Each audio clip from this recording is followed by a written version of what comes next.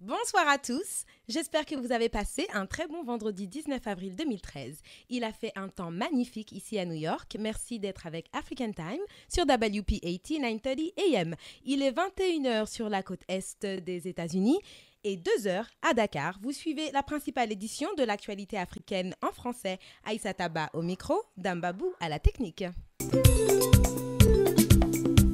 Au sommaire, le fils de l'ex-président sénégalais Karim Wade derrière les barreaux avec 7 autres de ses partenaires présumés auteurs de crimes économiques et de violations des caisses de l'État. Selon le procureur Alioune Ndao, il suffirait tout simplement de prouver que votre fortune est bien la vôtre, monsieur Karim Wade. C'est pas la mer à boire. Ignace Ndeye y reviendra. Toujours au Sénégal, Ousseynou Faye, un député de la mouvance présidentielle, fait une proposition de loi à l'Assemblée nationale. Il veut rendre inéligibles les détourneurs de fonds publics reconnus coupables.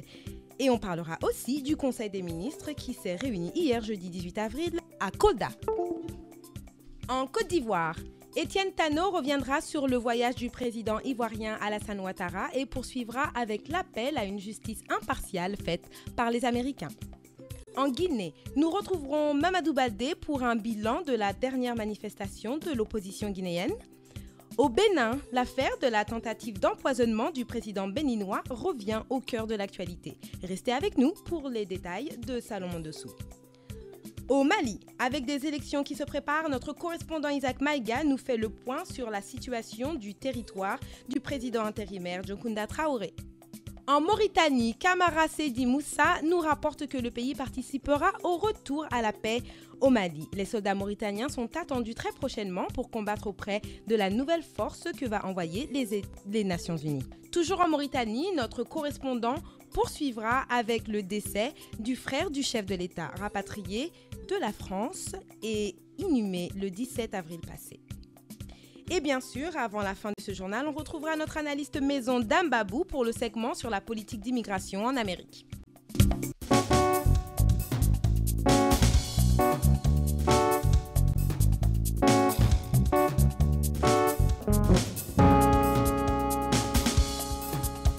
Mesdames et messieurs, bonsoir. Nous sommes ravis de vous retrouver sur African Time. Merci de votre fidélité. Vous écoutez votre émission sur Internet, à yolele.com, à la radio sur WP80 930 AM et par téléphone, composez le 979 228 42 28. Cette émission est sponsorisée par la compagnie aérienne Royal Air Maroc.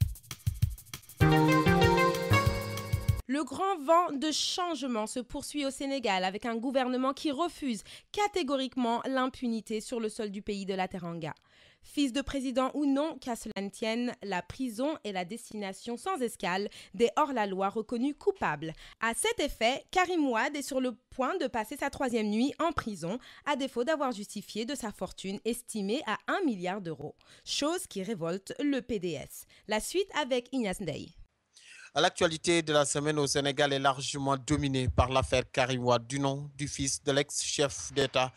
qui a été placé sous mandat de dépôt cette semaine dans l'affaire des présumés biens mal acquis. Les choses sont allées très vite cette semaine au Sénégal. En début de semaine, après l'expiration de la mise en demeure servie à Karim Wade, les avocats de l'ex-ministre déposent un document de 42 pages et un annexe de 3000 pages comme preuve pour justifier les biens de Karim Wade. Quelques heures après, Karim Wade est cueilli chez lui au point E par des gendarmes, direction la gendarmerie de Colobane. Karim Wade et 7 autres de ses collaborateurs et proches passent la garde à vue à la gendarmerie de Colobane.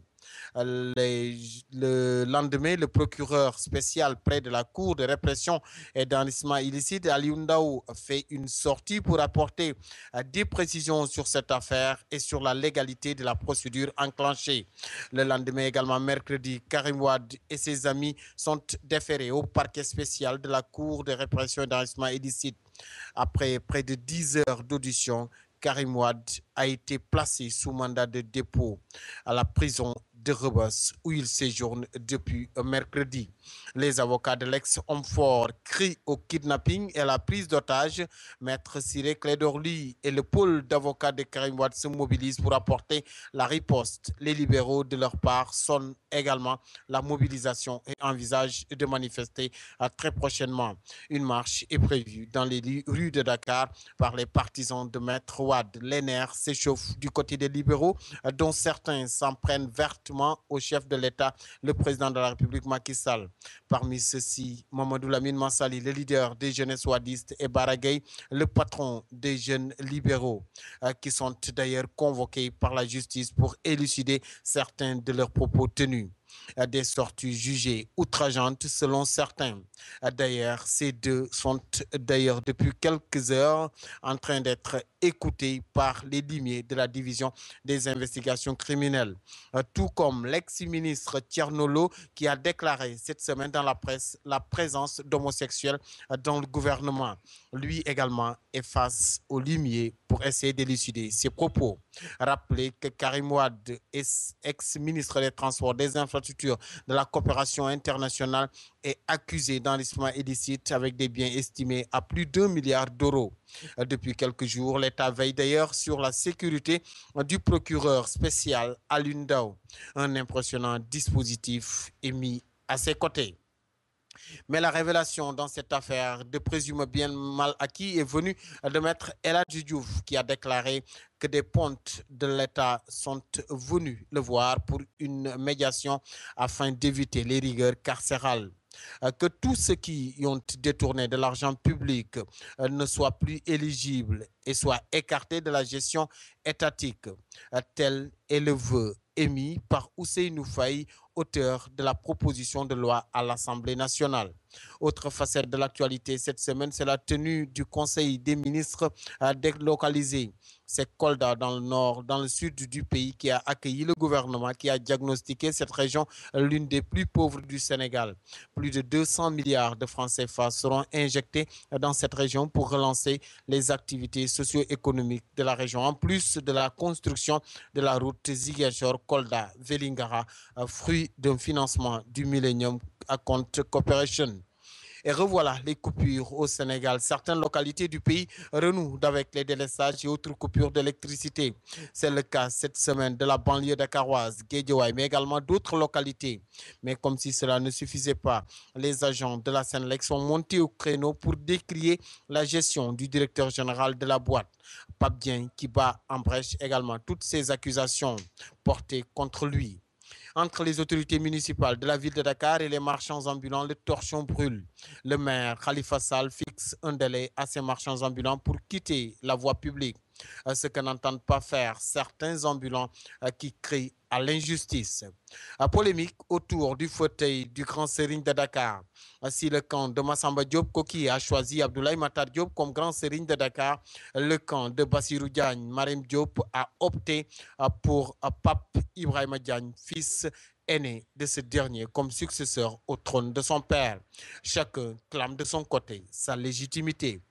Cette semaine, le Sénégal s'est débarrassé également de Koukoy Samba Sagna, ex-putschiste gambien des années 80, qui séjournait au pays de la Teranga depuis maintenant quelques années. Il a été expulsé du pays de la Teranga cette semaine et a été amené à Bamako. Ainsi va l'actualité cette semaine au Sénégal, à Dakar pour African Time. Ignace Ndeye. On reste au Sénégal avec ce que j'appelle la trilogie Karim Wade, amour de son papa mais mal aimé des Sénégalais. Ce premier volet est un extrait de l'avocat de ce dernier qui estime que son client est séquestré par la justice sénégalaise. Voici Ciré Clédor Ly. Actuellement, Karim Wade est en état de séquestrage. Il a été enlevé, il est séquestré. Parce que les officiers de police judiciaire qui le retiennent ne pouvaient le faire que dans le cadre de deux hypothèses. Lesquelles? La première, dans le cadre d'une garde à vue lorsque, en fait, ils agissent en flagrant délit. Donc, c'est pour les nécessités de l'enquête pour les garder. Deuxièmement, dans le cadre d'une enquête préliminaire avec ce que j'appelle la loi de Doudou. Ndoye, maintenant, il est aussi possible de mettre la personne en garde à vue, alors qu'avant, ce n'était pas possible. Et là, lorsque vous vous référez, donc,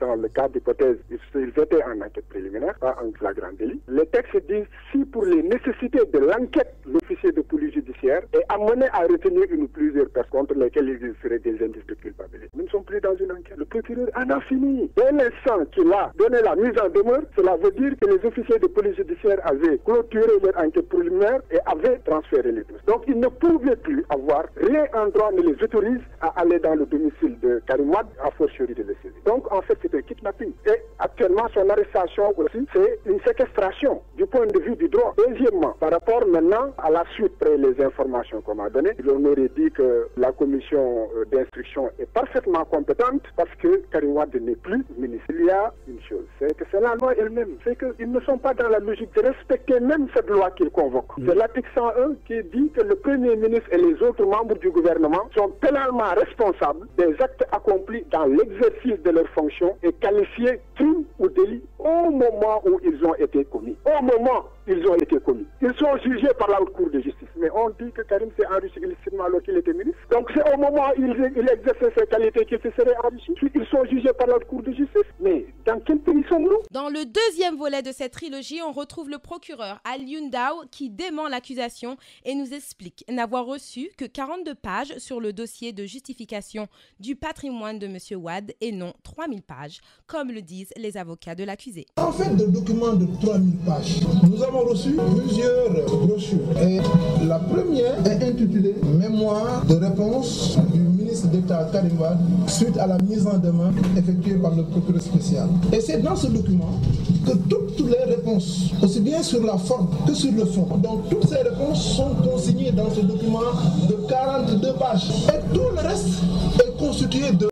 documents annexes, tout ça. Et il faut également rétablir la vérité parce que j'ai entendu ce matin dans des conseils de M. Wade dire que c'est 30 minutes après avoir reçu le document que nous avons procédé à l'arrestation de M. Karim Wade, ce qui est archi faux. Nous avons reçu les dossiers à 11h35 minutes, à 25 minutes avant la fin du délai d'un mois. Nous sommes enfermés dans mon bureau, mon substitut et moi, pour lire le document de 42 pages qui contient encore une fois toutes les réponses, aussi bien sur la forme que sur le fond. Et chaque fois qu'il y a un renvoi vers une pièce annexe, nous recherchons la pièce annexe. C'est ainsi qu'au bout de 2 heures, nous avons lu l'intégralité du document et nous nous sommes fait une religion très précise sur la qualité des réponses apportées par M. Wade. Et d'ores et déjà, n'étant pas du tout convaincus de la pertinence de ces réponses, nous avons pris les mesures idoines qui ont consisté à procéder à l'arrestation de M. Wade et de tous ceux qui sont considérés comme étant ses complices dans les faits qui lui sont reprochés. Et à leur placement en position de garde à vue. Et cela s'est fait sur mes instructions écrites. Maintenant, nous sommes arrivés à un point où la machine judiciaire va commencer à fonctionner normalement à partir de demain. La commission d'instruction va être saisie du dossier demain. C'est un organe composé de juges indépendants, très professionnels. Ils vont apprécier de la suite à donner à ce dossier, en toute indépendance. Le troisième et dernier épisode de la trilogie Karim Wade de cette semaine est la réaction d'Hassane Diomane Ndiaye, président de la Ligue sénégalaise des droits de l'homme, qui donne raison au procureur Alioune Ndao au micro de Bayoumar Gueye de Sud FM. Le procureur spécial fait application des dispositions qui lui sont conférées par une loi spéciale. Et là, à défaut d'un manuel de procédure défini à l'avance, il semble faire application dans son exhaustivité des prérogatives qui lui sont reconnues et qu'apparemment il n'y a pas de voie de recours à ça. Et peut-être c'est le premier constat qu'on peut faire de ça. Peut-on donc interpréter la remise du dossier à la commission d'instruction comme l'annonce d'une inculpation de Karim Wade? Non, pas forcément. En droit, quand vous avez l'opportunité de poursuite, vous pouvez décider de l'ouverture d'une information. Et vraisemblablement, on va vers l'ouverture d'une information et au niveau de la commission d'instruction, parce que le procureur spécial a d'emblée écarté le privilège de juridiction, parce que l'opportunité de poursuite s'apprécie à 2 niveaux. D'abord, apprécier si les réponses sont satisfaisantes ou non. Ça, c'est une première appréciation. Et apparemment, pour lui, les réponses ne sont pas satisfaisantes. Et le deuxième niveau niveau, c'est d'apprécier la juridiction compétente. Mais là, il dit clairement, il s'en réfère à la loi de 81 qui dit qu'il s'agit d'un délit instantané. Donc, selon lui, la compétence s'apprécie non pas par rapport à la date de la commission des faits, mais par rapport au jour où la personne répond à la mise en demeure. Et en ce moment, c'est la qualité de la personne et non pas les faits qui déterminent la compétence. Et là, on ne peut pas lui faire le reproche. Par contre, cette loi, elle est contraire à la Constitution parce que l'article 101 dit de façon claire que les faits qui sont commis par une personne dans l'exercice de ses fonctions ministérielles sont justiciables de la Haute Cour de justice. Donc, une loi inférieure ne peut pas venir fixer une autre compétence en contradiction avec une norme constitutionnelle. Et donc, si le procureur décide de faire application de la loi de 81, on ne peut pas dire qu'il est dans l'illégalité, mais c'est la loi en tant que telle qui est dans l'illégalité. Parce qu'en cas de conflit de loi, et c'est ce qu'on appelle la hiérarchie des normes, c'est la loi qui a valeur supérieure, c'est le texte qui a valeur supérieure qui doit primer. Et la Constitution prime sur la loi. Donc cette loi ne pouvait pas venir faire obstacle à une disposition constitutionnelle. American Language Center, le spécialiste de l'enseignement de la langue anglaise à New York, vous invite à visiter ses nouveaux locaux beaucoup plus spacieux et plus commodes pour votre apprentissage de la langue en Amérique. Il se situe au 229 Ouest, 36e rue, au 3e étage, entre la 7e et la 8e avenue, à 2 rues de Penn Station. Après 35 ans d'expérience et un corps d'enseignants hautement qualifiés, American Language Center propose des cours pour les débutants et pour tous ceux qui veulent approfondir leur connaissance de la langue. Les frais de scolarité d'American Language Center sont très compétitifs et son enseignement est le meilleur dans le pays. Pour les habitants de Queens, la branche locale est au Jackson Heights, 7501 Broadway. Pour tout renseignement, appelez 1-800-ENGLISH, 1-800-364-54-74, 1-800-364-54-74. Demandez après André. La ilaha illallah. La ilaha illallah. Ne vous fatiguez plus. Envoyez vos conteneurs de meubles, de voitures et d'électroménagers au pays avec Baboul Mouridina International Express Shipping. Cette société envoie tout ce que vous voulez en Afrique de l'Ouest. Déposez donc vos bagages à Baboul Mouridina au 1214 Broadway, suite 212 ou appelez le 646 861 28 14. Pour plus d'informations, appelez Modoufal au 646 296 24 53 ou Mustapha Diop au 646 696 59 87. Avec 20 ans de service pour vous, messieurs, dames, Baboul Mouridina International Express Shipping se déplace à votre domicile.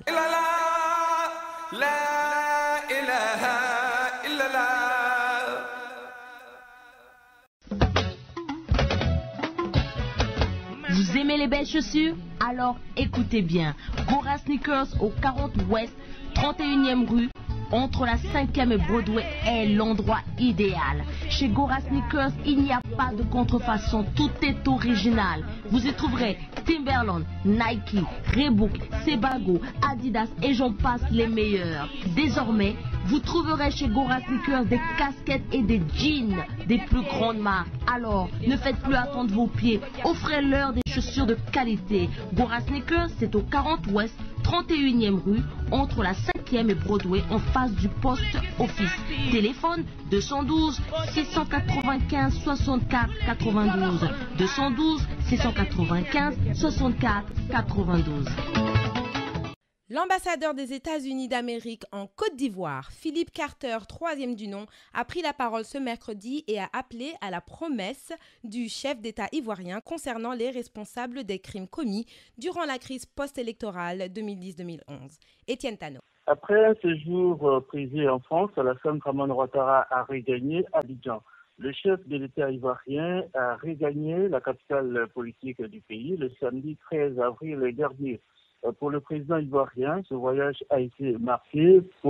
par un échange d'activités de confiance entre les deux pays. En outre, le chef de l'État ivoirien dit avoir fait le point de l'évolution de la situation au plan économique, financier, politique et sécuritaire à François Hollande. D'ailleurs, le président Ouattara a fait remarquer que des performances sont excellentes et des progrès importants. Il a dit avoir également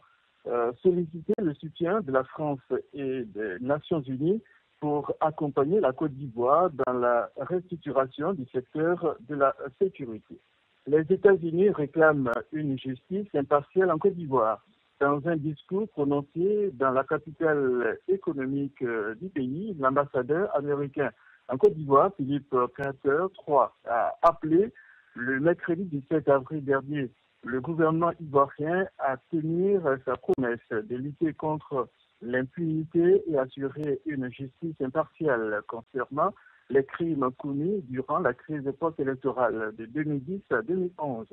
qui avait fait 3000 morts. Le président ivoirien Alassane Dramane Ouattara a affirmé que toutes les personnes responsables des crimes graves devaient être traduites en justice et qu'il n'y a pas de place pour une culture de l'impunité ou de justice de vainqueur, a rappelé l'ambassadeur américain. Pour Philippe Carter III, des violations des droits de l'homme et des crimes de guerre ont été commis par les deux camps impliqués dans le conflit. Mais à ce jour, à l'exception de quelques soldats du rang, toutes les personnes détenues et inculpées sont issues d'un seul camp du conflit. Grève dans le primaire, secondaire, les machettes font surface. La grève entamée par l'intersyndicale du secteur de l'éducation-formation depuis le lundi 8 avril 2013 est en train de glisser allègrement sur le chemin de la violence. De fait, il ne se passe pas de jour sans que des élèves du public ne délogent ceux du privé en classe. Si Ayam Sokro, Gagnoua, Bongwanou, Abengourou, ils n'ont que pour seule arme de pression le mouvement de masse, les pierres et les gourdins. Depuis le mardi 16 avril 2013, ils sont passés à l'étape supérieure à Abobo, à Abidjan, avec l'usage des armes blanches, notamment des machettes. Il faut donc craindre des infiltrations et des récupérations qui pourraient profiter à des structures en perte de vitesse. Étienne Tano, Abidjan pour African Time. Au Bénin, le rapport d'analyse des produits utilisés pour la tentative d'assassinat par empoisonnement du président Boniaï est rendu public ce 16 avril avec l'assistance technique de l'ambassade des États-Unis. Plus de détails avec Salomon Dossou. L'affaire tentative d'empoisonnement du chef de l'État béninois est de retour. Dans une correspondance en date du 16 avril adressée au ministre béninois de la Justice, l'ambassadeur des États-Unis au Bénin, Michael Raynor, a en réponse à la demande, assistance technique des autorités béninoises, officiellement transmis le rapport du laboratoire du Bureau fédéral d'investigation sur l'analyse des médicaments qui devraient servir à empoisonner le président Boniaï. Ainsi, selon l'analyse du dit rapport, les produits contiendraient du césatracurium qui est un curare induisant une paralysie de la musculature. Cette substance est toxique destinée à bloquer les muscles, entraînant une impossibilité de respirer. D'après les spécialistes, on observe en général une phase hallucinatoire qui affecte les sens, le jugement et la coordination motrice. Les produits contiendraient également beaucoup d'autres substances très nuisibles à l'homme. Les principaux présumés de cette tentative, notamment le médecin personnel du président de la République, un de ses anciens ministres et sa nièce, sont en détention depuis plusieurs mois, alors que les présumés commanditaires, dont le richissime homme d'affaires béninois Patrice Talon, seraient en exil en France. L'avocat du président Boniaï demande leur extraction vers le Bénin. Et puis, 38 heures seulement après le lancement de l'opération Zapata 2013, et déjà une moisson insoupçonnée, soit 10 toxicomanes arrêtés, de la drogue saisie et des ghettos détruits. Un bilan religieux obtenu suite à une descente effectuée dans l'après-midi d'hier dans le ghetto de Cotonou. Les forces de sécurité publique ont décidé de finir avec les bandits en 3 mois. Le puissant ancien commissaire central de Cotonou, Louis-Philippe Roulet, devenu nouveau directeur général de la police béninoise, promet l'enfer à ces hors-la-loi qui perturbent la quiétude des populations. Salomon de Cotonou pour African Time. En Guinée, plus précisément à Conakry, des heurts ont éclaté entre les membres de l'opposition et les forces de l'ordre hier jeudi 18 avril. Cette marche organisée pour manifester contre la décision d'organiser des élections législatives le 30 juin prochain a fait plusieurs blessés. Le bilan avec Mamadou Baldé au micro de Dame Babou. Voilà, merci Dame, vous l'avez dit, l'opposition guinéenne a sorti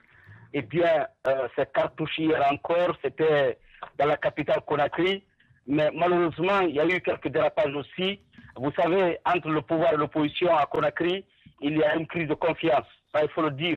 Qu'est-ce qui s'est passé? L'opposition a d'abord écrit au gouvernement,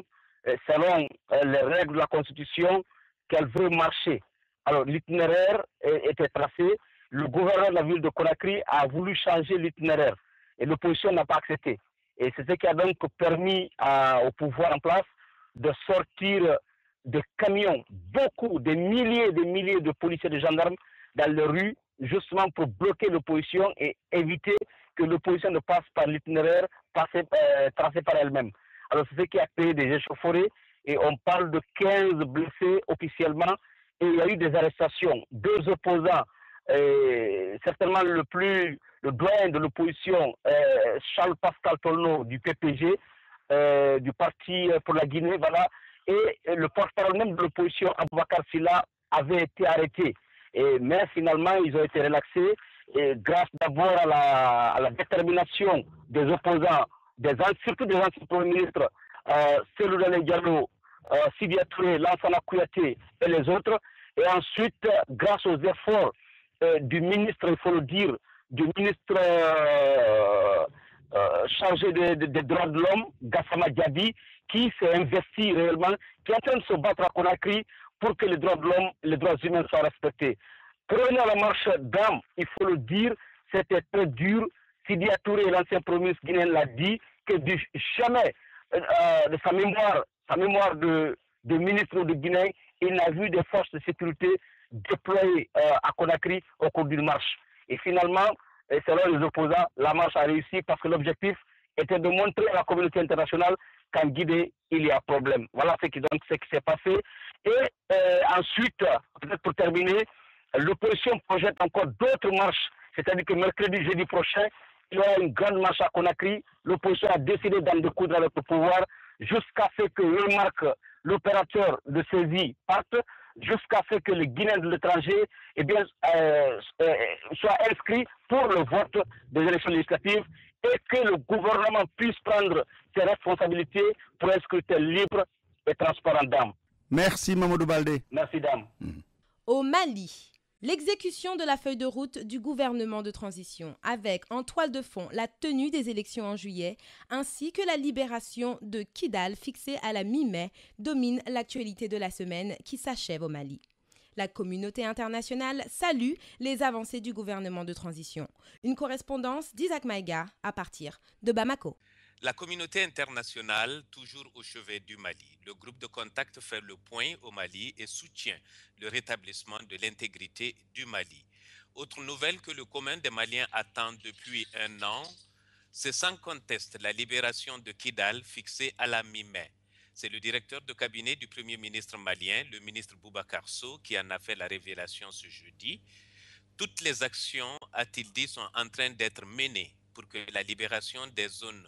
occupée soit effective et entière d'ici mi-mai.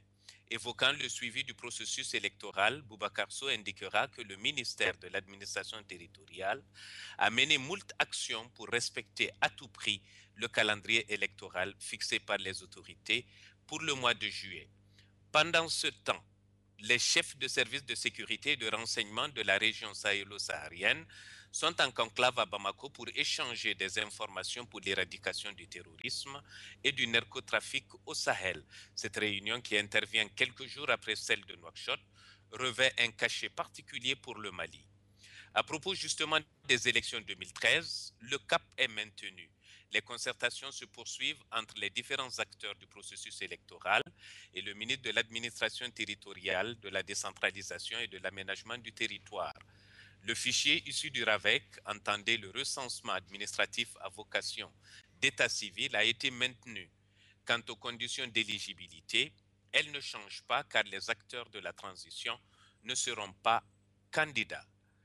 Une opération spéciale est envisagée en vue de permettre aux réfugiés d'exercer leurs droits civiques. Des contacts seront établis avec les pays de résidence pour faciliter leur vote. Les autorités sont en liaison avec l'armée et les forces de la MISMA pour offrir le meilleur cadre possible à la tenue des élections dans les régions du Nord. Selon le ministre, la situation de la réinstallation de l'administration est satisfaisante à Tombouctou et Gao. Les partenaires techniques et financiers, eux, se mobilisent. L'Union européenne met à la disposition du PNUD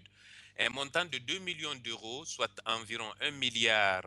milliard de francs CFA, pour appuyer les activités d'éducation civique électorale et l'assistance à l'établissement de la liste électorale. Autre appui, celui de la CIED, qui reprend sa coopération et accroît son aide au Mali. Cette reprise s'explique par les progrès dans le processus politique réalisé au Mali ces derniers temps, estime le gouvernement suédois dans un communiqué. L'aide bilatérale suédoise s'élève à 30 millions d'euros pour 2013. Les États-Unis, par contre, pressent pour des élections rapides au Mali.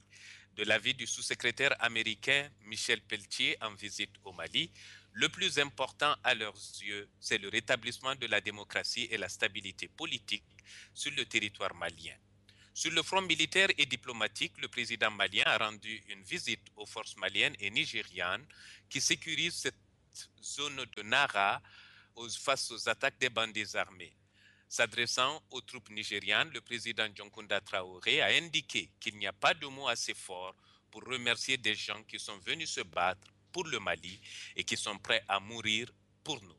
En revanche, le climat était très tendu mardi après-midi à Kidal entre le MNLA et les forces tchadiennes.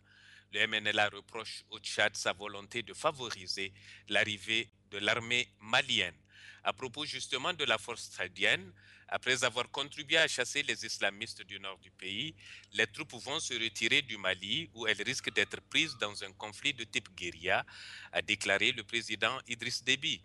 Le président tchadien a ajouté que l'armée tchadienne serait toutefois disponible pour participer à une future force des Nations Unies qui devrait atteindre à terme les 10 000 hommes. En effet, la France a proposé lundi au Conseil de sécurité de l'ONU d'adopter une résolution autorisant le déploiement au Mali d'une mission de maintien de la paix au 1er juillet prochain. Si les conditions de sécurité, bien évidemment, le permettent. La mission intégrée des Nations Unies pour la stabilisation au Mali, MINUSMA, compte déployer 12 000 soldats environ, dont les bataillons de réserve capables de se déployer rapidement et 1440 policiers. Elle prendra à cette date le relais de la MISMA, la force africaine, pour une période initiale de 12 mois. Le projet de résolution autorise aussi les troupes françaises à intervenir en soutien à des éléments de la mission en cas de danger grave imminent, et ce, à la demande du secrétaire général des Nations Unies, Ban Ki-moon. La commission Dialogue et Réconciliation, elle, a du plomb dans les ailes. Le collectif des ressortissants du Nord boycotte. Il estime que de par sa composition, les populations du Nord ne se reconnaissent pas dans la composition et le Coren se démarque de toutes ses activités. Le président du Coren, Malik Al-Husseini, dénonce la présence au sein de la commission de représentants de trafiquants de drogue qui s'étaient ligués au Mujao et au MNLA pour opprimer les populations. De Bamako, Isaac Maïga pour African Time.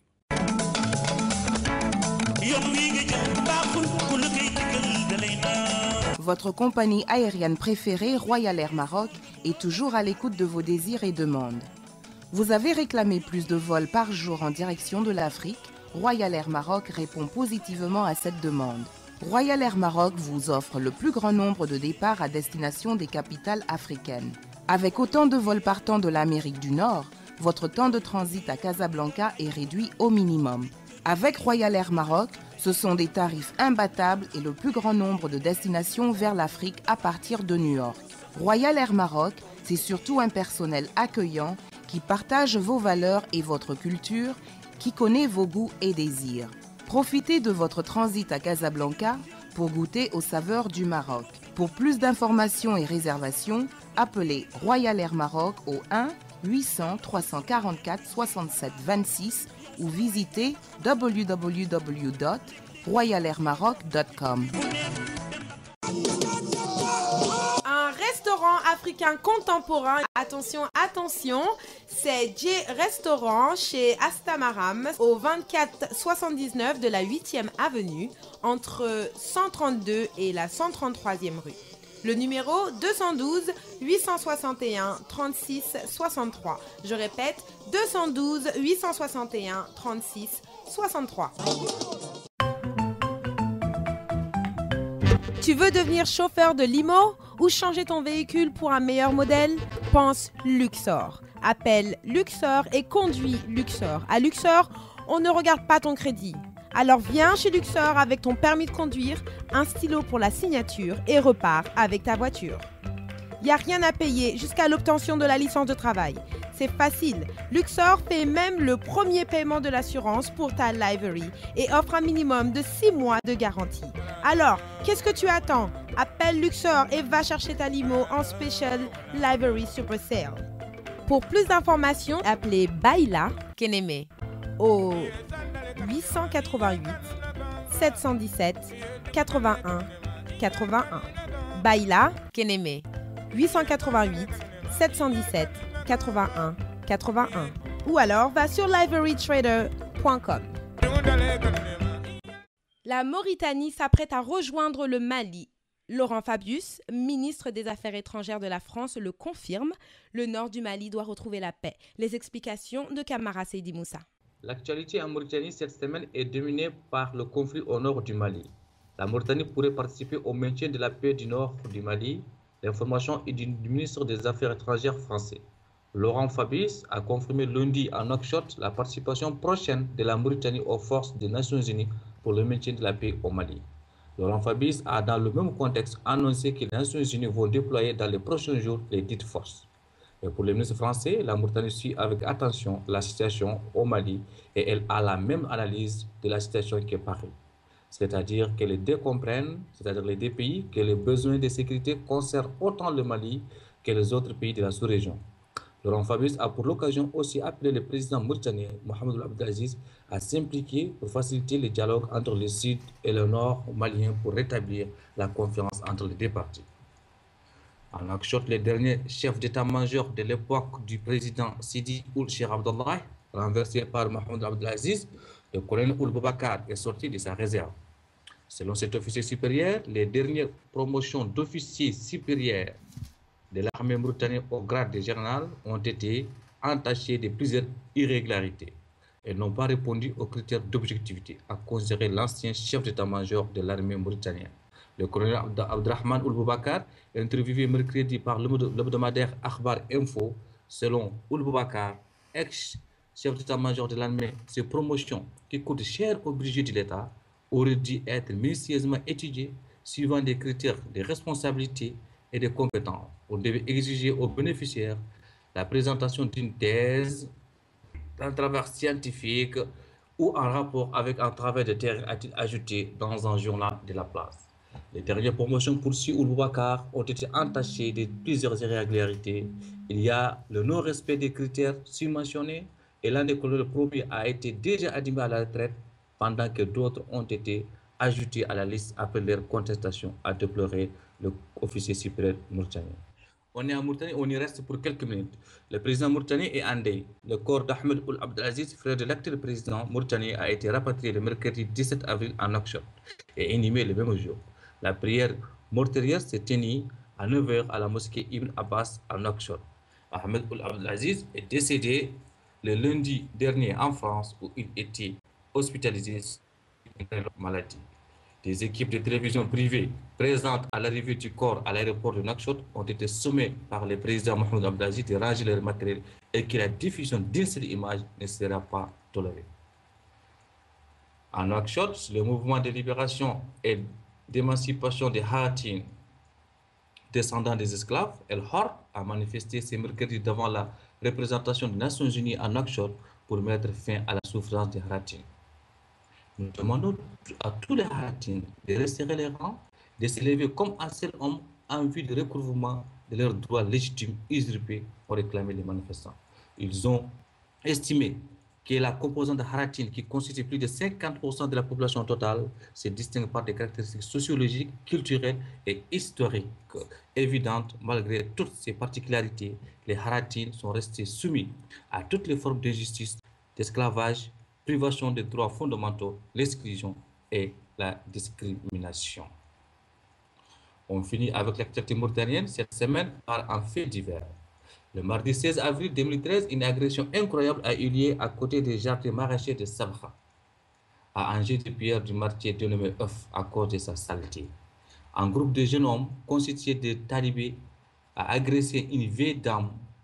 dans le quartier populaire de Sabha. Les petits s'étaient acharnés sur la vieille dame avant de lui arracher son sac à main qui contenait une somme de 35 000 UGA, environ $100, qu'elle avait retiré d'un bureau d'échange. Cette somme lui avait été envoyée par son fils résident à l'étranger. Après avoir accompli leur mission, les talibés ont disparu dans les jardins maraîchers de Sabra. Kamara Seydi Moussa pour African Time. Aux États-Unis, un attentat terroriste endeuille la ville de Boston dans l'État du Massachusetts. 2 bombes ont explosé à quelques mètres de la ligne d'arrivée du célèbre marathon de cette ville. 2 suspects identifiés, l'un tué, l'autre en fuite. Une véritable chasse à l'homme est lancée dans la ville de Boston, synthèse d'Abi Boumbaï. Les États-Unis sous le choc. La ville de Boston endeuillée. Le marathon n'a pas connu cette année de vainqueur. La ligne d'arrivée a été cette année entachée de sang. 2 bombes ont explosé, folie de 2 jeunes poseurs de bombes qui ont fait, sur le coup, 3 morts et près de 200 blessés. Les autorités américaines, le président Barack Obama en tête, ont vite condamné cet acte horrible. S'agit-il d'un attentat commis par des terroristes, des réseaux internationaux ou simple acte domestique ? La deuxième probabilité se précise car aussitôt que le FBI et ses services mis en branle, la machine n'a pas mis longtemps pour pointer un doigt sur 2 jeunes d'origine tchétchène. Leurs photos publiées ont permis d'obtenir des indications sur la ville de Watertown, une véritable chasse à l'homme qui a fini par payer. L'un des suspects, 26 ans, est tué. Son frère, 19 ans, est en fuite. La ville de Boston est fermée ce vendredi. Des recherches maison après maison sont effectuées pour retrouver le jeune Johar Sarnayev. Une autre révélation est venue d'un oncle de ces jeunes qui s'est dit honteux à l'idée de voir ses parents impliqués dans ces attentats survenus ce lundi à Boston. Pour l'instant, toute l'Amérique croise les doigts en attendant de voir l'issue de cette chasse à l'homme pour connaître davantage les mobiles de cet acte qui a endeuillé la ville de Boston dans l'État de Massachusetts.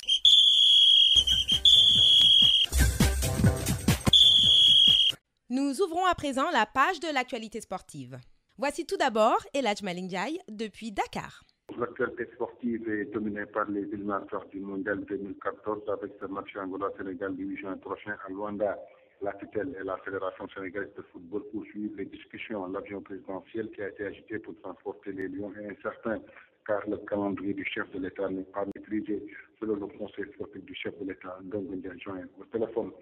Autre sujet abordé au cours de cette rencontre, le regroupement des Lions. Le Portugal est agité pour faciliter le déplacement des Lions du Sénégal vers l'Angola. Côté technique, Alain Giresse se rendra en France sous peu pour rencontrer les jours. Après le match de Luanda, le Sénégal se rendra à Montpellier contre le Libéria le 16 du même mois. Toujours en football, la phase allée de la Ligue 1 a été bouclée. Djamba et Djahar sont co-leaders avec 28 points, mais léger avantage aux protégés de CFC grâce à la meilleure différence de but. Plus 9 pour Djamba et plus 5 pour le Djahar de Dakar. En Ligue 2, la zone de Dakar est toujours dans la zone très difficile, c'est-à-dire la zone rouge. L'arbitrage budgétaire suscite toujours des réactions. Le président de la Fédération sénégalaise de basket est très remonté contre la tutelle. La somme allouée à la balle orange est insuffisante selon Baba Tandian. Et le Sénégal doit prendre part aux 2 afro-basket chez les hommes en août 2013 et chez les femmes en septembre de la même année. En lutte, dans le pays de Tafati, le Lion de Guédiawaye et aux États-Unis, les lutteurs s'affrontent le 3 juin prochain à Demba Diop, un combat organisé par le promoteur Aziz Ndiaye. Et là, depuis Dakar pour la radio African Times. On poursuit avec le sport. Elias Anhoto nous fait le tour de l'actualité sportive en Afrique et en Amérique. Football, les finalistes du prix Marc-Vivien Fourré 2013 sont enfin connus. Pour sa 5e édition, le prix Marc-Vivien Fourré destiné à récompenser le meilleur joueur africain de Ligue 1 a déjà désigné les 11 finalistes. Ils étaient 81 sur la ligne du départ des footballeurs africains de Ligue 1 éligibles cette année pour avoir disputé au moins 9 matchs de première division en France. Les 11 nominés ont été désignés par 68 journalistes de tous les médias spécialistes du football. Il revient maintenant à un jury composé de prestigieux journalistes de désigner le vainqueur de ce prix conjointement décerné par RFI et France 24 dans le courant du mois de mai. Ce prix porte depuis 2011 le nom de Marc-Vivien Fourré en hommage à ce joueur camerounais décédé en plein match entre les Lions indomptables du Cameroun et la Colombie le 26 juin 2003 à Lyon, c'était en France. Athlétisme, razzia des coureurs est-africains au marathon de Boston. Tout le monde est encore sous le choc de la double explosion lors de la 117e édition du marathon de Boston. L'explosion s'est produite alors que des milliers de coureurs achevaient la course devant une foule de spectateurs. Juste au moment où l'Éthiopien Desika chez les hommes, la Kenyane Kepto chez les dames avaient gagné l'épreuve. Avant ce drame, on avait en effet assisté à l'exploit des Africains. Chez les hommes, l'Éthiopien Desika avait remporté la course en 2h10 minutes 22 secondes. Il avait dévancé le Kenyan Mika Kogo, deuxième avec 2h10 minutes 27 secondes et un autre Kenyan classé troisième avec un temps de 2h10 minutes 28 secondes. La course féminine n'a pas échappé aux athlètes de la Côte de l'Afrique non plus. La Kenyane Rita Kepto s'est imposée en 2h26 minutes et 25 secondes, signant sa deuxième victoire sur le marathon de Boston. Elle était suivie de sa compatriote Mesre Hailou, 2h26 minutes 58 secondes. Une autre Kenyane, Sharon Shirok, c'est bien ça, arrive troisième avec un chrono de 2h27 minutes et 1 seconde. Tous ces athlètes sont à l'heure actuelle anéantis et consternés par cet effroyable attentat. C'est tout pour le sport aujourd'hui. C'était Elias Anhoto pour African Time.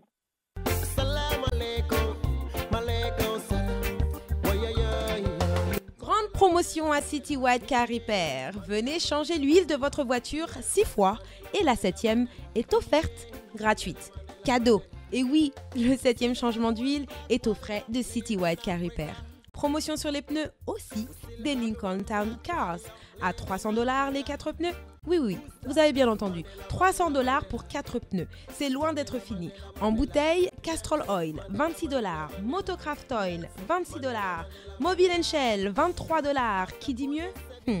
Personne. Alors, on vous attend au 250 est de la 137e rue dans le Bronx ou appelez-nous au 718 401 29 59 718 401 29 59.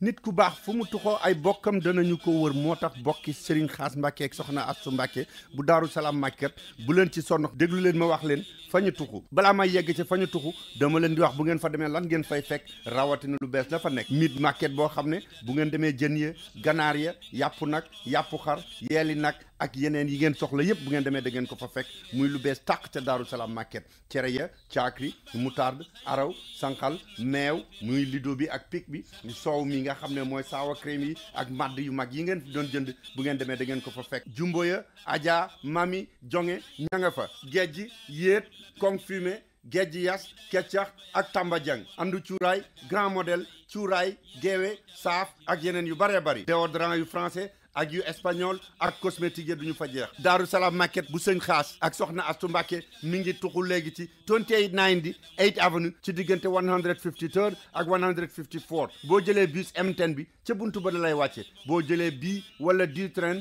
one block rek la lay wàcce téléphone 212 222 2658 wala ci 646 244 1479 yaatu na lool te set. Et nous reviendrons dans un instant avec Dame Babou et le segment de l'immigration américaine dans notre magazine. À tout de suite. Merci d'être resté avec nous. C'est toujours African Time sur WP80 930 AM. Nous ouvrons maintenant la page magazine de cette rédaction. Nous sommes avec notre analyste maison, Dame Babou, pour le segment de l'immigration américaine. Dame Babou, bonsoir. Bonsoir, Aïssata. Alors, la proposition de réforme de la loi sur l'immigration a officiellement été rendue publique. Que peut-on retenir de ce document ? Ce qu'on peut retenir, surtout pour nos auditeurs, c'est cette partie qui traite de la régularisation des 11 500 000 personnes qui sont dans ces pays sans papier. Effectivement, la proposition des 8 sénateurs a prévu des dispositions pour régulariser ces 11-là. Ceux qui seront éligibles justement pour cette régularisation, ce sont les illégaux qui sont dans ce pays depuis au moins le 31 décembre 2011 et qui sont restés physiquement dans le pays depuis lors. Ces 11 millions-là auront donc la possibilité de présenter une demande. Cette demande va être accompagnée probablement du paiement d'une amende de $500, mais il faut absolument retenir que dans les conditions actuelles, on ne sait pas encore ce qu'ils appellent les pénalités pour les impôts non payés, parce que c'est une discussion très complexe. Quand ils ont contacté les 8 sénateurs, l'ARS, donc les services fiscaux du gouvernement américain, ces derniers leur ont dit que c'est une question très très complexe, donc il est très difficile aujourd'hui, au moment où je vous parle, de définir quel est le taux ou bien de cette amende, s'il y a amende. On offrira à ceux qui sont éligibles un statut provisoire qui va durer quand même 10 ans. Les bénéficiaires auront la possibilité de travailler dans ce pays et de voyager et de revenir. Donc, sur ce plan-là, c'est important aussi. Des besoins comme l'ouverture d'un compte bancaire, l'obtention d'un numéro de sécurité sociale, l'obtention d'un permis de conduire, etc., etc. Après ces 10 ans, auront la possibilité de présenter une demande de régularisation complète. Cela veut dire l'obtention de la carte verte, ce qu'on appelle ici la Green Card. Dame Babou, merci. Merci, Aïssata. On poursuit avec la rubrique Star de la semaine. Alain Tchegnon a choisi une chanteuse du Cap-Vert pour en faire toute la lumière. Je vous laisse découvrir qui est cette star. Un indice quand même, on l'appelle aussi la diva aux pieds nus. Écoutons Alain Tchegnon. De son vrai nom, Amalia Rodriguez, Cesaria Evora était considérée au Cap-Vert, d'où elle est originaire, comme une diva. On la comparait même à l'ex-chanteuse américaine de jazz, Billie Holiday. Elle connut le succès très tard, la cinquantaine environ. Un succès qu'elle aura géré 20 ans plus tard, avant de mourir en décembre 2011, des suites d'une insuffisance respiratoire.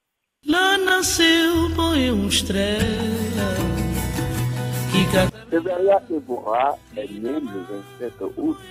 1941 au Cap-Vert. Elle a connu une enfance très difficile. Elle perdit très tôt ses parents et devait être confiée à sa grand-mère. Cesaria Evora se construit une réputation locale grâce à son frère saxophoniste avec qui elle fit les premiers pas. Cesaria Evora essuie un échec dans cette démarche de se faire une carrière internationale. Déçue et désespérée, l'artiste ne trouve que seul refuge, l'alcool et la dépression. Mais un homme va lui donner de l'espoir, José da Silva, qu'elle rencontre lors d'un concert caritatif au Portugal. Celui-ci lui propose de faire un enregistrement à Paris. C'était en 1990. Une artiste aimée. L'album Cesaria est disque d'or en France. En 1995, l'artiste à la voix rock est nominée au Grammy Award. Elle part ensuite en tournée aux États-Unis avant de parcourir les 5 continents pour une centaine de concerts. Partout, la star est admirée. En 1997, Cesaria Evora sort l'album Cabo Verde, aussi nominé au Grammy Award. L'artiste ne connaît plus de repos. Elle sort l'année suivante Best of Cesaria. Du Portugal en Chine, en passant par la Grèce, le Japon, le Liban, l'Israël, l'artiste est demandé. Des centaines de concerts à travers le monde, avec à la clé la sortie des albums Café Atlantico, Sao Vicente de Longue. Pour ne citer que ceux-là, la star est désormais acclamée par le public international. n'est pas pour longtemps. En 2008, elle a été contrainte d'arrêter sa tournée en Australie suite à un accident cérébral vasculaire. Mais 3 ans plus tard, la maladie aura raison de celle-là, parce que le monde a un engouement important pour la musique capverdienne. César Évora se retirera définitivement de la scène musicale en 2011 au Cap-Vert où elle rendit l'âme. Mais sa musique, quant à elle, continue de vivre. Comme quoi, un artiste ne meurt jamais. Alain Kenyon, à 50 ans. À la semaine prochaine. Merci dame et merci pour le montage. Allez, bye bye. Je l'aime beaucoup. Nous entrons maintenant dans l'espace beauté avec la Minute Beauté de Daombay qui nous donne tous les secrets du maquillage pour vous, mesdames. Bonjour. Alors aujourd'hui, la Minute Beauté est dédiée au maquillage des femmes noires et métissées. Je vais vous livrer les plus grands secrets des maquilleurs professionnels pour sublimer le teint des femmes noires et métissées à la perfection. Alors, pour commencer, sachez que tout est une question de circuit. Et oui, je ne fais pas de la géométrie, c'est vraiment une question de circuit. Il faut d'abord transformer le cercle vicieux, c'est-à-dire le circuit vicieux, en circuit vertueux. Je vous explique en détail. Le circuit vicieux, qu'est-ce que c'est? C'est tout simple. Si on ne connaît pas les spécificités de sa peau, c'est-à-dire de quoi la peau a besoin précisément, et ben malheureusement, on ne va pas pouvoir identifier les bons besoins. Et si on n'identifie pas les bons besoins de la peau, on va choisir les mauvais produits, ce qui va entraîner souvent des effets indésirables ou des effets secondaires malheureusement, des boutons, des taches ou des allergies. Ça serait dommage, non? Et à contrario, justement, le cercle vertueux, c'est tout le contraire. Si on connaît bien sa peau et les spécificités, on va pouvoir comprendre les besoins. Et si on comprend bien les besoins de sa peau, on va pouvoir récupérer les bons produits. Et si on récupère les bons produits, bien sûr, on a un super résultat et une peau parfaite et sublimée. Alors, voici les 3 spécificités les plus importantes pour une femme noire et métissée pour qu'elle ait une peau impeccable. Première spécificité, la matité. Sachez que 90% des femmes noires et métissées brillent, surtout sur le front, le nez et le menton. C'est tout simplement parce qu'on a beaucoup plus de glandes sébacées qui produisent beaucoup plus de sébum, tout simplement. Donc important d'utiliser des crèmes hydratantes, mais aussi matifiantes, une crème qui va vous hydrater et matifier tout au long de la journée pour faire tenir votre maquillage et ne pas briller. Deuxièmement, le deuxième effet qui est très important, la belle spécificité, c'est l'unification. Alors sachez-le, un grand secret. Une femme blanche, dit caucasienne en termes maquillage technique, pour sa spécificité, pour l'unification, c'est que souvent, elles vont avoir des problèmes de ridules. La première cause de vieillesse d'une femme caucasienne sont les ridules qui vont se placer autour des yeux ou sur la ride du lion, c'est-à-dire au niveau du front. Alors que sur une peau noire et métissée, la première spécificité et symbole de vieillesse est la dépigmentation. C'est-à-dire qu'on va trouver des zones plus ou moins de lumière ou d'ombre sur l'ensemble du visage à partir de 20 ans en général. C'est pour ça qu'il est important de choisir un fond de teint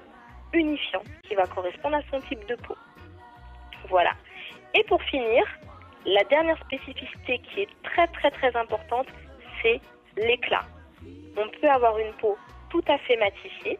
une peau tout à fait unifiée, mais malheureusement sans éclat, ça n'a pas de sens. Alors, comment faire ressortir l'éclat de sa peau? On fait ressortir l'éclat de la peau d'une femme noire métissée par les undertones. Par exemple, vous avez tout d'abord le ton de la peau, donc qui est la couleur de la peau, qui peut varier de clair à foncé. Et vous avez également les undertones. Alors l'undertone, en fait, c'est la couche qui se trouve en dessous de la couche du ton de la peau. Pour une femme noire et métissée, elle peut être jaune, orange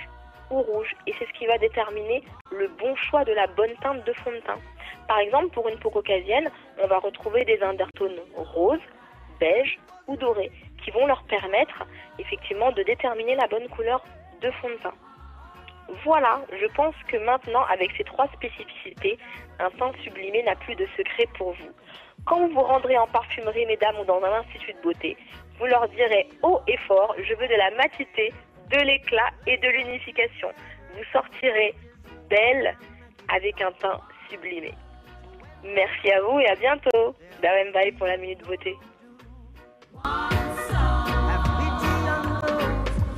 Avant de nous quitter, une information de dernière minute. Le 2e suspect dans les attentats de Boston, dont nous parlait notre confrère Habibou Mbaye, vient d'être arrêté. Et voilà qui signe la fin de cette édition. Merci de l'avoir suivi. Dambabou dans un instant pour le journal en Wolof. On se retrouve vendredi prochain à 21h pour une nouvelle édition d'African Time sur WP80 930 AM. Bon week-end à tous.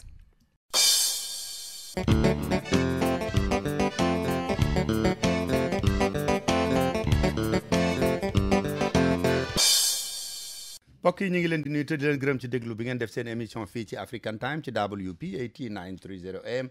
yéen a ngi ñu déglu ci yolele.com yéen a ngi ñu déglu itam ci téléphone bi 979 282 4228 979 282 4228 seen mbokk Dame Bab moo ne ci micro bi moo nekk itam ci machine bi niñ ko baaxoo di def ajjuma ju nekk noonu lañ koy defee ci ajjumay tey jii yem ak fukki fan ak juróom-ñeent ci weeru April 2013 dañ leen di andil xabaar yi door a andil leen yëgle yi balaa ñuy tàggoo ak yéen. liñ doon werante ndax dana am ak du am dañu doon caaxaan wala déet dafa mel ne leer na ne caaxaanatuñu Karim Wade mujj na dem kaso ñu gunge ko juróom-ñaari nit yoo xam ne dañoo jiiñ ne ñoo ko jàppale woon ci li ñu wax ne moom la ñu koy jiiñ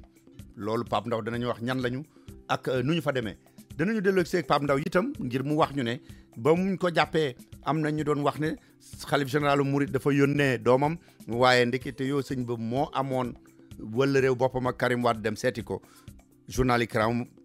yi Karim Wade wax ne sëñ bee ko yebaloon ne daf koy jàppale loolu yëpp Pape Ndaw danañu wax na mu naqaree ku mel ne Madické Niang ba muy waat ba fa waat mën a yem daanu dellu seeg Pape Ndaw itam ci yeneen yi nga xam ne yëpp moom lañ ci teg ci lu jëm ci mbir moomu daanaka moom moo ëpp solo ci li ñu fas yéene waxtaane tey ji ak ki nga xam ne mooy Pape Ndaw waaye daanu dellu seeg yéen itam ci mbiri immigration yi niñ leen ko waxe woon fuñ ci toll liñ ci jot a dugal loolu danañ leen ko andil dafa tegal leen ko do balaa ñuy ñëw ak yéen ci lu jëm ci mbiru Boston yi nga xam ne moo yëngatu ay bomb tàkk fa ba am ku ñu fa jàpp am ca ku ca faatu danañ leen tagal Serigne Abibou Mbaye mi ñu ko tënkal waaye balaa ñu ci yegg sax ñu xamal leen ne am na kum leen nar a tudd ku ne ma nga rëcc di daw mujj nañu ko jàpp mooy ka gën di gone ca ñaari xale yaa ñu ko doon jiiñ balaa ñuy ñëw ak yéen ci lu jëm ci wàllu sport li ñu ci Alaaji Malick Ndiaye tënkal xam nañ ne tey jii nag dina xat lool xaj na ci di Serigne Khadim Samb dañuy xaar rek ba altine ak jàmm ñu door a dellu seeg moom.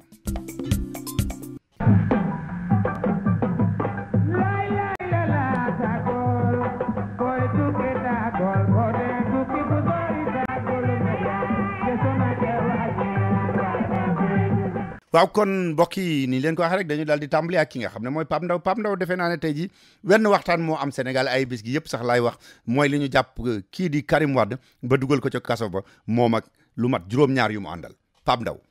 ci lu leer Dambabou Karim Wade caabi féetee na ko biti li nga xamee ne bii moom la ñu bari doon ragal di wax naan dana am wala du am mujj naa am tey ji Karim Wade ma nga ca kaso Rebeuss waaye du moom dong ndax du fa wéet am na ñeneen ñoo xam ne ni ñoom la fa àndal loolu danañu ci dellu si waat lu mën a am moo di daal procureur bi nga xamee ne bii moo di Aliou Ndao bokk ci tribunal bi nga xamee ne bii moom mooy toppatoo mbirum enrichissement illicite am Karim indi Karim wala lëñbët ak gëstu yi nga xam ne bii moom la ñu doon def ci moom di ko dékk ay nopp muy dem gendarmerie du dellu si indi woon fi coow lu rëy ci réew mi nañu wax ne loolu féetee na boor ginnaaw boo xam ne bii teg nañ Karim Wade loxo ak Dambabou bokk na ci li nga xam ne bii nag moom la ñu koy tuumal dañuy wax naan daal dafa luubal li nga xam ne bii moo di xaalis ndax xam nga fan yi la ñu génn ñu ngi doon wax naan ñu ngi koy topp ci lu toll ci juróom benn téeméeri milliards yu teg juróom-ñeent fukk ak ñeent ci suñuy koppar mel na li loolu tey leer na nañ ndax daal caabi féete na ko bi ci dañu ko woolu yónni ko convocation yemuñu ci loolu rek ay gendarme la ñu yónni ñu dem jëli ko fi nga xam ne bi moo di këram ci Point E bés bi nga xam ne bi bés boobu la mise en demeure am doon jeex mu waroon a joxe ay conclusion am loolu yëpp nag mujjuñu koo xaar sax mais dañu yónni bu ay gendarme dañu yónni ay gendarme kon ñu dem jëli ko ca Point E xawuñu ko bàyyi sax mu solu ndax ñu ngi wax naan avocat mi ngi lay naan sax ay dàll génnewuloon ak ay dàll ba dafa mujj ñaan pour dem soliwaat ay dàll dellu si loolu sax gendarme yi xawoon nañu ko bañ moom avocat bi moo ko wax naan ko Karim gaawal rek parce que bu dul loolu ñii danañ la tooxal lu mën a am moo di ginnaaw ba mu demee fan nga xam ne nii moo di section de recherche bu gendarmerie ba nekk Colobane dañu ko faa mujj jëlee déféré ko parquet yóbbu ko ca kaaw ba tey jii Karim mi ngi ci kaso Dambam. waaw yaa ngi wax dañ ci dellu si waat du moom kenn moo fa dem defe naa de. déedéet Karim demul moom kenn ndax tey jii fi mu nekk nii ànd na fa ak ki nga xam ne bi moom la ñuy wax Bibo Bourgi ñuy wax naan dafa am lu bari loo xam ne ni Karim dafa làqatu ci ginnaaw Bibo Bourgi waaye lu Bibo Bourgi rek ki nga xam ne bi moo di Mbaye Ndiaye moom itamit ma nga fay wéttali ji Karim Wade dégg nga ma waaye yemuñu foofu rek. Pape balaa ngay jàll Pape ba xanaa ñu leeral ne du Mbaye Ndiaye Macky Sall de Mbaye Ndiaye mi nekkoon directeur aéroport la. waaw Mbaye Ndiaye waaw wax nga dëgg daam baabu loolu am na ci solo lool parce que bu ñu nee Mbaye Ndiaye du Mbaye Ndiaye bu Macky Sall mais Mbaye Ndiaye bi nga xam ne bii moom moo jiite woon aéroport bu Dakar moom Mbaye Ndiaye moomee la ak itamit ki nga xam ne bii mooy Cheikh Diallo di patron groupe CD Média nekk koo xam ne nii moom yàgg na lool ak ki nga xam ne nii moo di Karim Wade waaye yemuñu ci loolu rek am na keneen koo xam ne nii tamit ñu ngi koy wax Pierre ak Bokba moom itamit bokk na ci ñi nga xam ne nii teg nañ leen loxo ay ñu naan Modou Pouy ak Alioune Samba Diassé kooku moom sax da doon nekk koo xam ne nii dafa doon liggéeyal Karim Wade tey jii nag ñooñu ñëpp booy xool ñu ngi leen yóbbu fa nga xam ne bii moo di kaso bu Rebeuss bokk na ci ni nga xam ne bii noonu lañ leen tasaaree daal ñenn ñi ñu ngi chambre 36 37 38 39 noonu lañ leen tasaaree dàmbaabu. waaw mais defe naa itam am na kuñ ci tuddoon ne moom jàpp nañ ko mais defe naa dañu yàkkamti woon ñu di ko wax Vieux Aïdara fi mu nekk dañu wax ne nee nañu fuñ ko fekk nañ ko napp andi ko. waaw Vieux Aïdara de bu fekkee ne bii dañu doon wax naan jàpp nañu ko ci lu leer mooy moom tegaguñu ko loxo ndax Vieux Aïdara jamono ji ñu toll dafa génn nekk bitim réew looloo tax nag sax ki nga xam ne bii moo di procureur spécial bi di Alioune Ndao daal di def li nga xam ne bii moom mooy mandat d'arrêt ñu jagleel ko ki nga xam ne bii mooy Vieux Aïdara xam nga Vieux Aïdara moom moo jiite kër googu nga xam ne ni moom la ñuy wax Canal Info di benn télévision boo xam ne ni dafa nekk Sénégal te bu yàgg ba léegi ñuy wax naan Karim Wade moo nekkoon ci ginnaaw loolu Vieux Aïdara tey jii ma nga bitim réew mais nag Vieux Aïdara est-ce que Sénégal dina mën a jot ci moom loolu di laaj boo xam ne nii daam am nañu koy commencé di yëkkati ndax ñu ngi wax naan Vieux Aïdara naam bu fekkee ne bi xëy na doomu réewu Sénégal wala fi la fekk baax tamit en tout cas li wóor mooy ñu ngi wax naan daal Vieux Aïdara dafa am nationalité réew mi nga xam ne bii moo di France maanaam doomu réewum France la tey jii ak ñeneen ñi sax ñu ngi wax naan Vieux Aïdara ma nga fa nga xam ne bii moo di Angleterre foofu lañ yaakaar ne fa la nekk lu mën a am daal mooy Vieux Aïdara moom nekkul ci biir réewu Sénégal ba tax na nag tey jii ndax procureur Alioune Ndao dana mën a teg loxo ci moom loolu moom beneen affaire la nañu séntu rek wala xool ba xam lu ñu ko wolof di waxee naan daam li ci kanam raw li gën. waaw am na itam loo xam ne ñu ngi koy waxtaane ci mbiru Karim Wade bi mu jëm ci Touba maa ngi lire léegi ci benn journal ñuy wax ne Madické mi ngi waat nee na maa ngi nii toog ci sama deru jullikaay yi yor sama kurus waat naa ko ci yàlla ne du moom moo yebal doomu xalif général bi ngir mu seeti Karim Wade ca gendarmerie ba. waaw xam nga daam loolu boo gisee mu indi coow ci réew mi mooy dañuy wax naan ki nga xam ne bii moo di xalif général kullu murid di Cheikh Macky Lay Mbacké nee nañu daal dafa mer ba futt wala boog mbir yi ni nga xam ne bii noonu la demee neexu ko parce que dañuy wax naan ki nga xam ne bii moo di ab kaawam di Serigne Moustapha Mbacké moom dafa demoon seeti Karim Wade fële nga xam ne bii moo di gendarmerie bu Colobane bi nga xam ne bii dañu ko fa teg loxo loolu nag bi mu amee ñu bari daal di gaaw a gis rek mel ni dañu wax ne xalif général dafay soutenir wala dafay jàppale ki nga xam ne bii moo di Karim ndax bu fekkee ne bi dañu ko woo gendarmerie mu yebal doomam pour mu dem seeti ko loolu lay wund wala loolu lay firndeel ñu ne nag mbir mi demeewul noonu dafa fekk ne Serigne Moustapha Mbacké jamono ji nga xam ne bi ci la ñu teg loxo Karim daf ko fekk booba ma nga woon Ndakaaru doon seeti benn kilifa ci yoonu murit boo xam ne nii dafa feebar ba entré moom la demoon seeti nee nañu nag ñenn ñi ñooy wax naan Madické Niang moo ko daal di woo daal di koy wax ne daal ki nga xam ne bii moo di Karim dañu ko teg loxo boo ko fa jaaroon seeti ko xëy na loolu dina ko mën a defal wala dina mën a dalal xelam ñu ne nag Serigne Moustapha Mbacké moom tamit daal di dem rek seeti ko ñi nga xam ne bii daal xam nga ñoom Serigne si ñaare du ñu aayal dara wala bu fekkee ne bii dafa am lu ñu leen wax rek ñi mu gën a rafetee noonu la ñu koy déggee maanaam ay xeeti njub la nga ci tappale ñoom dañu ci dul sore lool ba tax dañuy jàpp naan lépp lu leen nit wax rek noonu la mbir mi tëddee ñu ne nag bi nga xam ne bii affaire bi noonu la demee waa parti démocratique sénégalais bi ñu dalee yëg ne kii di Serigne Moustapha Mbacké dem na seeti Karim Wade ñoom dañ daal di commencé rek bind ay texto ci seen ay téléphone portable di wax gars yi naan xalif général lu murid dafay jàppale ki nga xam ne bii moo di Karim ndax doomam sax la yebal pour mu dem seeti ko fële nga xam ne bii moo di gendarmerie bi ni loolu amee nag dañuy wax ne ñu bari dañuy wax ne Madické Niang moo manipulé maanaam daal moo la nekk ci ginnaaw affaire bi daal di jëm ki nga xam ne bii moo di Serigne Moustapha Mbacké pour mu dem seeti Karim Madické nag loolu mi ngi waat ci yàlla di waat ci Serigne Touba di waat ci waat gën a foore bay wax naan sax jamono yi ñu toll mi ngi toog ci dërëm bindeen nga xam ne bii loolu defu ko tey defu ko ëllëg amul benn manipulation boo xam ne nii def na ko ci parce que dañuy wax naan nag Cheikh Béthio ci dañuy wax naan kon Cheikh Matilay Mbacké mi nga xam ne bii moo di xalif général bi kulli murid Cheikh Matilay dafay wax naan loo xam ne nii ba ndegam ba Cheikh Béthio ba mu amee problème ak yoon ñu teg ko loxo ci la ne woon ci la maandu woon ci mbir mi yooyul yàbbi ci gisul kon lan mooy mën a tax keneen koo xam ne nii dafa am problème ak yoon muy daal di dugg ci mbir moomu wala muy yëy di ci yàbbi ba tax na daal fi mu nekk nii daam bi nga xam ne bi taawam dem na seeti ki nga xam ne nii moo di Karim bi ñu ko tegee loxo nekk na loo xam ne daal indi na jiixi jaaxa wala indi na ay jafe-jafe jamono yi ñu toll mais nañu xool rek ba xam fan lay mujj ne li wóor daal moo di Cheikh Matilay Mbacké Serigne Cheikh Matilay Mbacké nee na yónneewul tey yónneewul suba yónneewul démb. waaw Pape comme tey moom danañu yàgg lool ci mbiri Karim yi bàyyil ma def aajar bu njëkk bi dellu si waat. demal te ñu.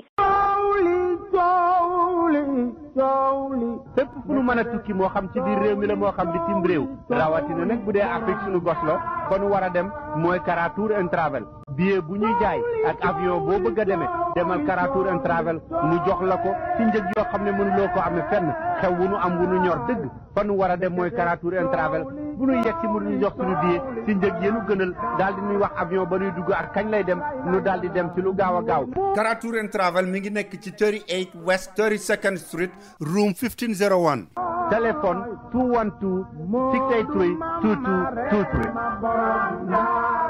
kon balaa may dellu seeg Pape rek ñu defaat yeneen yëgle benn bi mi ngi doon Serigne Bassirou Lo Ale Aram yàlla dogal ni ñu ko yittewoo mi ngi ci këram Serigne Bassirou Lo Ale Aram mi ngi nekk ci 2955 8th Avenue ci corner 155th Street appartement 19B bell number 0046 téléphone Serigne Bassirou Lo Ale Aram mi ngi nekk 212 283 4141 283 4141 kon jàpp leen ko téléphone Serigne Bassirou Lo Ale Aram mi ngi nekk 212 283 41 41.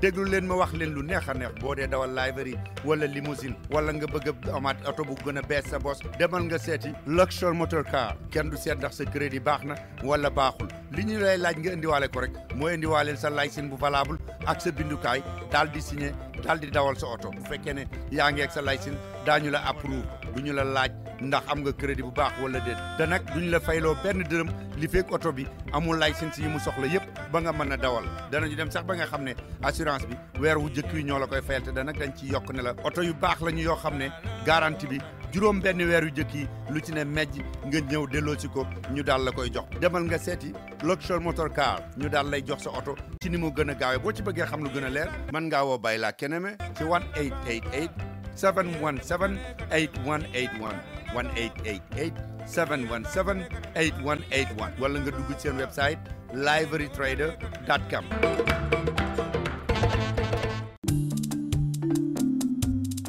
waa Pape kon bi ñu dellu si ba tey waxtaan dinañ yàgg ci mbiru Karim bi léegi nañu wax ci xam nga dañu wax ne waa avocat am dañu wax ne gars yi dañoo patam-patame yëf yi ndax bi ñu joxee seen tontu muy ñetti junniy xët procureur bi xaarul sax dafa daal di yónnee rek ñu ne napp Karim procureur bi nee na leen ñeent fukki xët ak ñaar donc ngeen yónnee li ci des lépp ay mottali la woon. waaw xam nga loolu nag indi na coow lu rëy Dame Babou parce que ñi nga xam ne bii ñoom ñooy avocat yi Karim Wade yi ñoom dañuy wax naan dossier bi ñu defar dafa nekkoon li ñuy wax naan dossier béton armé maanaam dossier la boo xam ne nii daal bàyyi wuñu ci lenn lu lënt fépp këyit wala lépp boo xam ne nii yaakaar nañ ne war nañ ci mën a indi ay firnde ci leeral loolu la ñu daal di jël boole ko ci dossier bi ba nga xam ne bii dem na ba mujj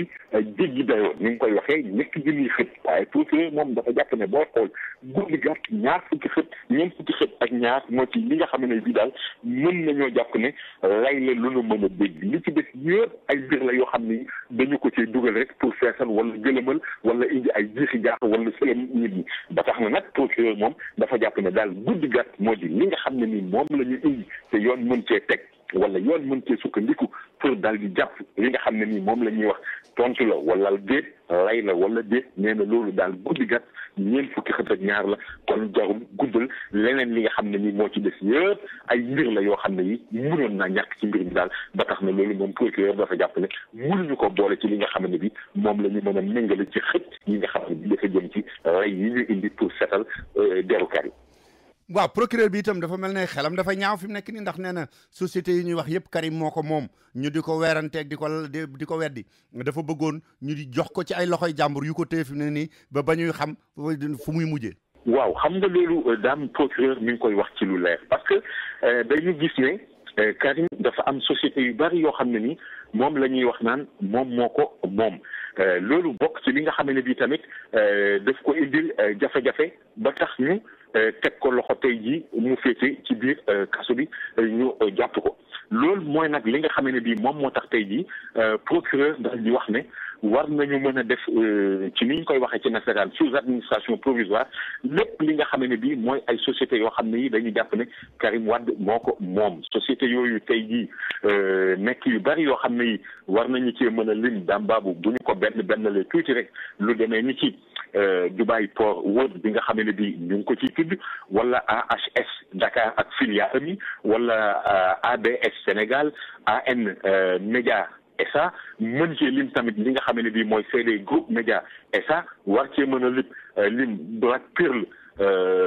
France mën cee lim ADGS mën cee lim Istar Imo mën cee lim Istar Capital mën cee lim BMCE Capital nga gis ne loolu yëpp boo ko boolee tamit ñu war cee mën a indi ay immeuble yoo xam ne yu demee ni ki bi ñuy wax naan Eden Rock nga xam ne nii ñu ngi ko enregistré ci turu Hartstan SA mën cee tugal tamit ay alal yoo xam ne yi dafa xam moo xam ay tabax la wala moo xam ay société la wala moo xam ay compte bancaire la yoo xam ne yi sax ñu ngi wax naan tey ay compte bancaire u Karim yi nga xam ne bi ñoom ñoo nekkoon ay Société Générale di banque bu nekk France nga xam ne ni moom moo am filiale tamit Sénégal ñu di ko wax Société Générale des banques wala banque bi nga xam ne bi moom la ñuy wax CBAO dañuy wax sax naan compte yooyu yëpp dañ cee war a mën a teg loxo en attendant en tout cas ñu ngi lijjanti donte am na ñoo xam ne ni tey jii ñu ngi wax nag naan booy xool mbiri Karim coow li tey boo jëlee lu demee ni ki ay Dubai Port World wala beneen société bi boole ko ci ñaar ñooñu rek boo xoolee lu toll ci ñeenti téeméeri milliards ci suñuy koppar bokk na ci li ñu ko ciy tuumaal xam nga boo ko dindee ci juróom benn téeméeri milliards yu teg juróom-ñeent fukki ak ñeent kon xam nga li ciy des dootul bari mais daal procureur mi ngi wax naan loolu war nañ cee mën a teg loxo en attendant. Pape ñaari téeméeri milliards dina ci des ak lu topp kat loolu ba tey kat ku ko joxoon ko ñibbi ndànk it mu am lu mu jënde guro de. boo ma ko joxoon tey jii day daal ma daal di mën a dem nag wut client laal ko wut. waaw noppal wax dëgg yàlla bon loolu sax tax na defe naa ne coow li nga xam ne moo xewoon ci diggante Karim ak ñoom Omar Sarr ak yooyu gouvernement wu Sénégal ñu ne CEDEAO daf ko waxoon ne bàyyil jàmbur yi bu ñu bëggee tukki ba fi mu ne Sénégal war naa delluwaat jàkkaarloog tribunal boobu. waaw loolu ci lu leer nañ Dame Babou ndax xam nga avocat yi parti démocratique Sénégal ñoom ñëpp dañu jàppoon ne gouvernement wu Sénégal li mu def tegu ko fenn parce que ñi mu xañ wàllu dem ak dikk naan leen du ngeen fi génn te Sénégal doon wax naan ci lu leer moom ñooñu mën na leen bàyyi ñu dem parce que bu leen bàyyee ñu génn bitim réew preuve yi nga firnde yi nga xamee ne bii moom lañ leen di toppee mën nañu koo gom faas ba mu réwee looloo taxoon mu ne du ñu génn ñu dem ëttu attekaayu CEDEAO bi ñu ne ankay ñii war ngeen leen mën a bàyyi ñu génn dem doxi seen soxla loolu nag le gouvernement Sénégal lànk ba tey jii avocat parti démocratique Sénégal yi dugal recours loolu la ñu wax ne ñaari fan ci weeru mais wi ñuy séntu weer mi ñu dëgg ma danañu ko lijjanti yi toppatoo ci ko xam naa ne nag bu ñu koy lijjanti avocat yi ñooy dem waaye ñi nga xam ne bii ñoom la ñu tere génn ñoom duñu mën a dem teewe ji ko rawatina nag Karim mi nga xam ne bii moom teg nañu ko loxo ba caabi féete ko bi waa Pape bàyyi ma ajata dellu si waat demal sëñ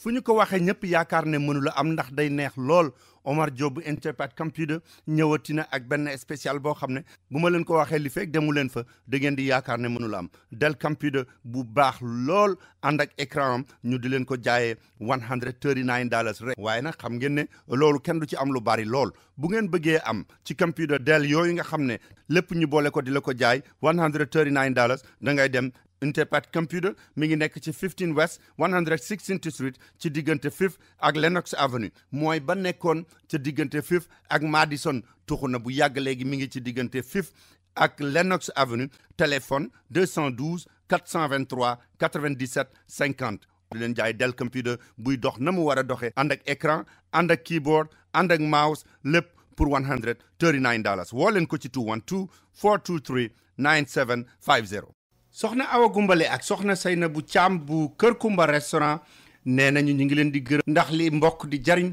woon ngeen leen ko ba ñu ubbee Kër Kumba restaurant di leen fa defal xéewal yu neex yéen ñëpp da ngeen leen a jàppale ba ñu xam ne ameel nañ leen njukkal lu rëy rëy njukkal li nag nee na ni ñu koy defee mooy rek ubbi leen beneen place bu bees place boobu mooy Daaru Salaam miit kër maam Cheikh Anta Mbacké muy foo xam ne bu ngeen fa demee lépp lu ngeen soxla ci seen affaire u yàpp moo xam viande fraîche la wala viande frozen bu dee yàpp xar la yàpp nag bu dee itam ay ganaar la wala ay jën wala turkey fumé la wala turkey fresh yi bu ngeen demee Daaru Salaam miit kër maam Cheikh Anta Mbacké da ngeen ko fa fekk da ngeen fa fekk itam lépp luy dem ci seen i ci muy ceeb muy diwlin gejj yéet keccax nooflaay araw ak sangal lu ngeen ci bëgg da ngeen ko fa fekk ba ci caakri ak soow te it nag dañ leen koy délivrer fépp fu ngeen ko bëggee kon nag bu ngeen lekkee ba suur ci Kër Kumba restaurant la ngeen war a toggee ji après dem leen Daaru Salaam miit kër maam Cheikh Anta Mbacké mi ngi nekk ci 117 West 116th Street ci diggante 7 ak Lenox Avenue téléphone 646 596 9605 646 596 9605 soxna Awa Gumbale ak soxna Seynabou Thiam nee na ñu ngi leen di ñaanal yéen ñëpp ñi ko jàppale woon ci Kër Kumba ak ñeneen ñi ci des ñëpp. waaw Pape dañuy dellu si waat ba tey ci gars yi ndaxte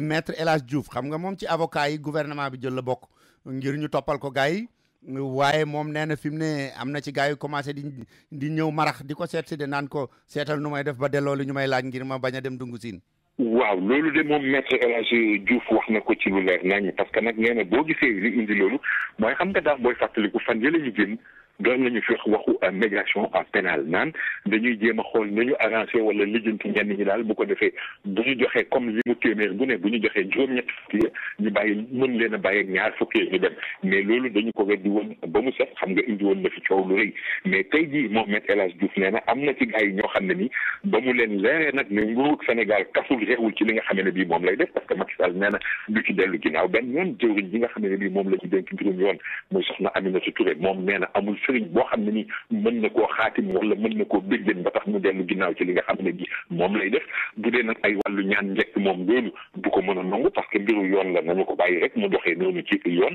loolu moo tax nag tey ñuy wax naan gars yi am na ci ñoo xam ne ni tiit nañu tey ndax jàpp nañu ne daal seen kaso leer na nañ loolu tax nag am ci ñoo xam ne ni ñu ngi jaar ci suuf di dem di lijjanti ji ak di jéem a def ay pexe yoo xam ne ni daal danañu mën a delloo li nga xam ne bi moom la ñu amee ngir ñu mën leen a bàyyi yu mucc wala seet daal nan la ñuy defee kaso bi teggeeku leen loolu nag mooy li nga xam ne bi daam moo jaaxal nit ñi parce que daal comme mbir yi moom commencé na ba ñu commencé ne ñuus ndax booy xool ku demee ni ki Karim Wade tey jii mi ngi ci kaso bi yoon li mu wax ci mbir yi mooy commission d'instruction bi juróom benn weer la am pour li jëm ci mbir yi pour nag mu mën a jàkkaarloo ñi nga xam ne bi ñoo koy atte boo moytuwul daal arrangement moom day wees na mbuus. waaw mais Pape kon xanaa li arrangement di bëgg a weesu moo tax waa PDS ne kon léegi ñoom it jaay doole bu ñu leen ko defee danañ sàkk pexe bañ ne dañuy def marche ci talaata ji di ñëw. waaw ñoom waa parti démocratique sénégalais de loolu la ñu jàpp nee nañu daal talaata bi nga xam ne bii moom mooy ñëw ci la ñu bëgg a def benn doxu ñaxtu boo xam ne nii daal danañu ko def bu ko defee nag ñu mën a wax askanu réewu Sénégal li nga xam ne bii moom mooy jaay doole bi nga xam ne bii moom lañ leen bëgg a jaay parce que ñoom dañoo jàpp ne li nga xam ne bii moom la ñuy def nii yëpp du lenn rek bu dul bëgg a tas parti bi nga xam ne bii moo di parti démocratique sénégalais moo tax ñuy indi jafe-jafe yi ba tax na nag ñoom tamit nee nañu danañu jël seen i militants jël seen doole génn ci mbedd mi wane li nga xam ne bii moom la ñu mën a def manifester boo xam ne bii daal danañu ko manifester maanaam daal dañoo bëgg def jikkoy béy nee nañu ñoom bala ñu leen ren bi adduna bi yëpp dinañu leen dégg te nag nee nañu fat nañu leen daal jëflante ak ñi nga xam ne bi mooy gouvernement wu Sénégal parce que nag fi mu nekk ni tey daam bul fàtte ne ñu ngi doon wax naan ay ñu demee ni ay ñoom Omar Sarr wala ay Abdoulaye Balde wala Tahibou Ndiaye mi nga xam ne bi moom moo nekkoon directeur u CADAS wala Doudou Diagne mi nga xam ne bi moom moo nekkoon directeur u urbanisme wala sax maître Madické Niang mi ñu doon tudd sànq wala ay Samuel Sarr ay Ousmane Ngom gars yooyu yëpp ñu ngi wax naan ñu ngi ci liste ñi nga xam ne bi moo di procureur boo moytuwul danañu leen woolu te bu ñu leen wooloo nañ leen caabi nar nañ leen féete bi ci gars yi nag nee nañu fi mu nekk nii ñoom dañoo bëgg a jóg nag def ay manifester daal pour àddina bi yëpp dégg leen ñu gis ne rek ñoom dañu gëm ne Macky Sall moo bëgg a tas seen parti wala moo leen bëgg a jaay doole mais amul lenn loo xam ne lii war nañ leen ko mën a toppee dambaam. waaw Pape defe naa peut-être gars yi buñ koy wax mbaa duñu seet ni ñuy waxee ndaxte bi ñu jàppee Karim ñu génnoon ca mbedd ma di wax Bara Gaye ak Massaly ba ci Thierno Lo mi nga xam ne sax feneen la waxee fi mu ne woo nañ leen police de. waaw ci lu leer parce que nag xam nga gars yi daal dañu bëgg wax ne Damba bu yoon dañu koy bàyyi léegi mu def li nga xam ne bi moom mooy liggéeyam parce que Massaly moom dafa nekk ca mbedd ma di yuuxu wuub sàcc yi di wax naan Sénégal bu fekkee ne bi am na sàcc wala am na xam na ni war nañu ko mën a tuumal du kenn ku dul ki nga xam ne bi moom moo di Macky Sall te xam nga nag Macky Sall moom mooy président de la République am na yenn ñaawteef yoo xam ne yi boo ko bëggee teg ci deram faaw yoon jëflante ko ak yow ki nga xam ne bi moo di Bara Gaye moom dañu ko invité ci benn émission mu dem ci émission ba di fa wax lu ko neex yekk Macky Sall lu mel ni xene moom itamit gars yi daal di koy woolu ma nga dig fi mu toll nii Thierno Lo nag moom bi nga xam ne bi coow li dafa jóg dafa ko jàpp si moom dafa wëlbatiku naan mbirum góor jigéen ñi fi mu nekk nii booy xool même ci gouvernement Macky Sall am na ci ay góor jigéen te xam nga bu ñu nee gouvernement bi nag ay ministre lañu ay ministre de la République nga bëgg wëlbatiku tey tuumaal leen ni ci biir am na ay góor jigéen faaw gars yi woo la nag pour wax la nag góor jigéen ñooñu ñan la nga mën leen a tudd parce que nag tuumaal gouvernement naan ay góor jigéen a ngi ci biir ci réew moo xam ne bi mbirum góor jigéen moom kenn nanguwu ko féetewoo wala boog en tout cas boo koy tuumaal nit dafay fekk nga war a mën a indi ay firnde yu leer tey jii Thierno Lo mën nañ jàpp ne moom moo dugal boppam ndax moom moo wax ne ci gouvernement bi dafa am ay góor jigéen gars yi woo ko nag dana liggéey ci mbiru góor jigéen ñooñu ñan la ak nan la demee mën koo indi ci firnde yu leer wa illa yoon dana ko jëflanteeg moom. Farba de moom woowuñu ko waaye ba mu génnee di dox itam dafa mel ne gendarme yi xaw nañ ko kii de. Farba day waatal naa la ci laaw ne daam Farba li nga xam ne bii moom moo ko dal ndax xam nga Farba booy xool temps yi yëpp sax daanaka kenn déggatu ko woon mais nag bi nga xam ne bii teg nañu loxo Karim di ko placer mandat dépôt di ko yóbbu ca kaso bu Rebeuss foofa nag la ki nga xam ne bii moo di Farba Senghor yeggee procureur dégg nga ma bi nga xam ne bii moo di Alioune Ndao ak sax Lansana Diabe bàyyiwu ci kenn dafa leen a yekk lu mel ni mu xamee façon fu saaga ñaawee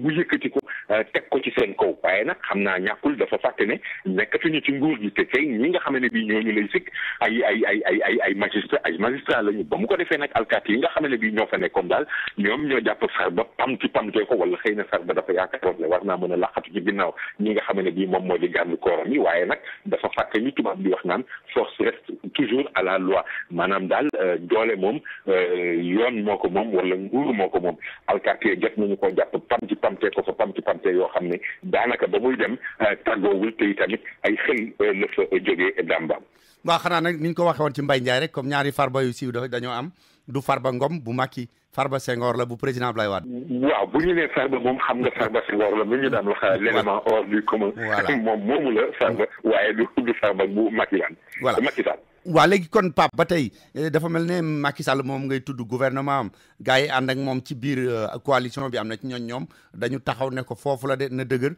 ñu mel ne PS lu mel ne PIT ak ñu mel ne LD. non ci lu leer gars yi dañu ne Macky Sall xam nga ni ko wolof bi waxee fi nga wokk foofu xasan delloo fa sab loxo lu mel noonu la ñu wax Macky Sall dañu ne ko yoon wi nga xam ne bii moom nga jël pour li nga xam ne nii moom la gars yi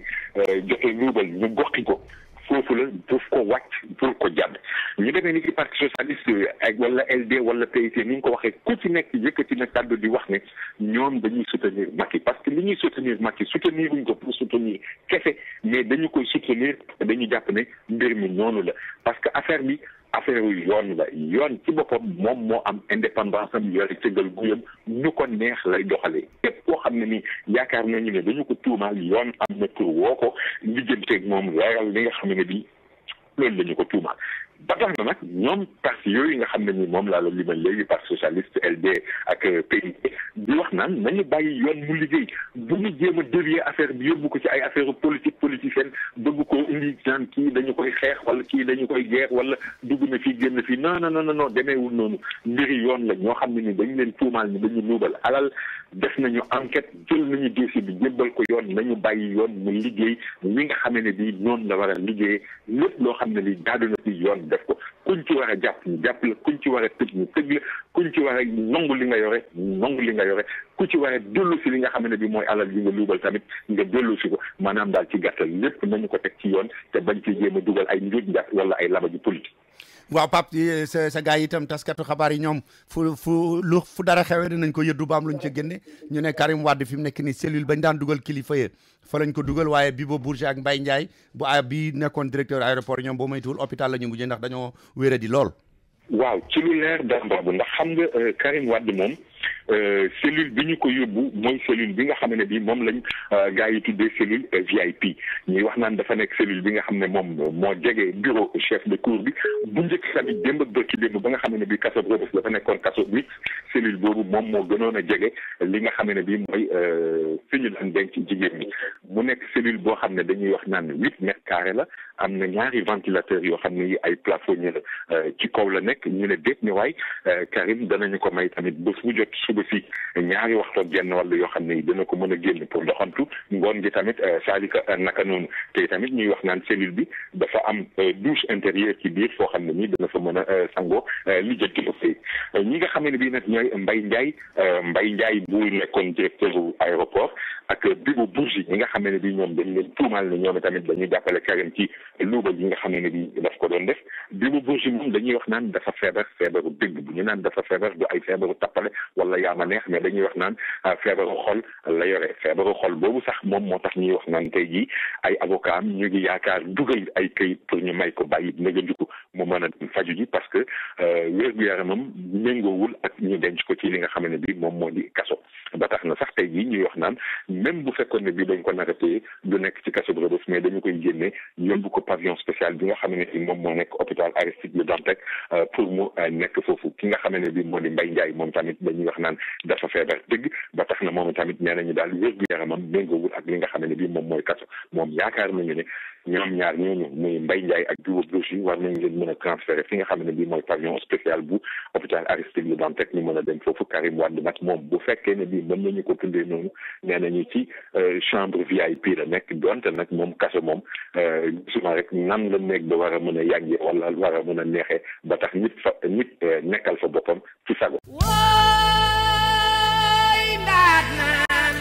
képp ku yaakaar ne expérience am na lu ko mën a wuutu boobu da ngaa demagul Africa Travel Management boo demee Africa Travel Management ba fekk fa Cheikh Diwane Sylla ak expert ya mu àndal da nga xam ne agence boobu rek moo lay wax ne la avion boo bëgg a demee ak fu mu mën a jëm muy South Africa Delta Royal Air Maroc njëg yi gën a yomb ñoo la koy wax la avion bi ngay demee Africa Travel Management mi ngi nekk fii ci New York 515 Madison Avenue ca 9th floor ba ci corner 53rd Street bu dee ca Sénégal ma nga nekk ca West Foire ci VDN bi immeuble numéro 147 ca premier étage ba ci Dakar Yoff bu la neexee mën ngaa woote fii ci New York 212 481 3850 wala ca Ndakaaru 221 33 820 6042 wala sax li gën a yomb mën ngaa dugg ci seen website www.myafricatravelonline.com.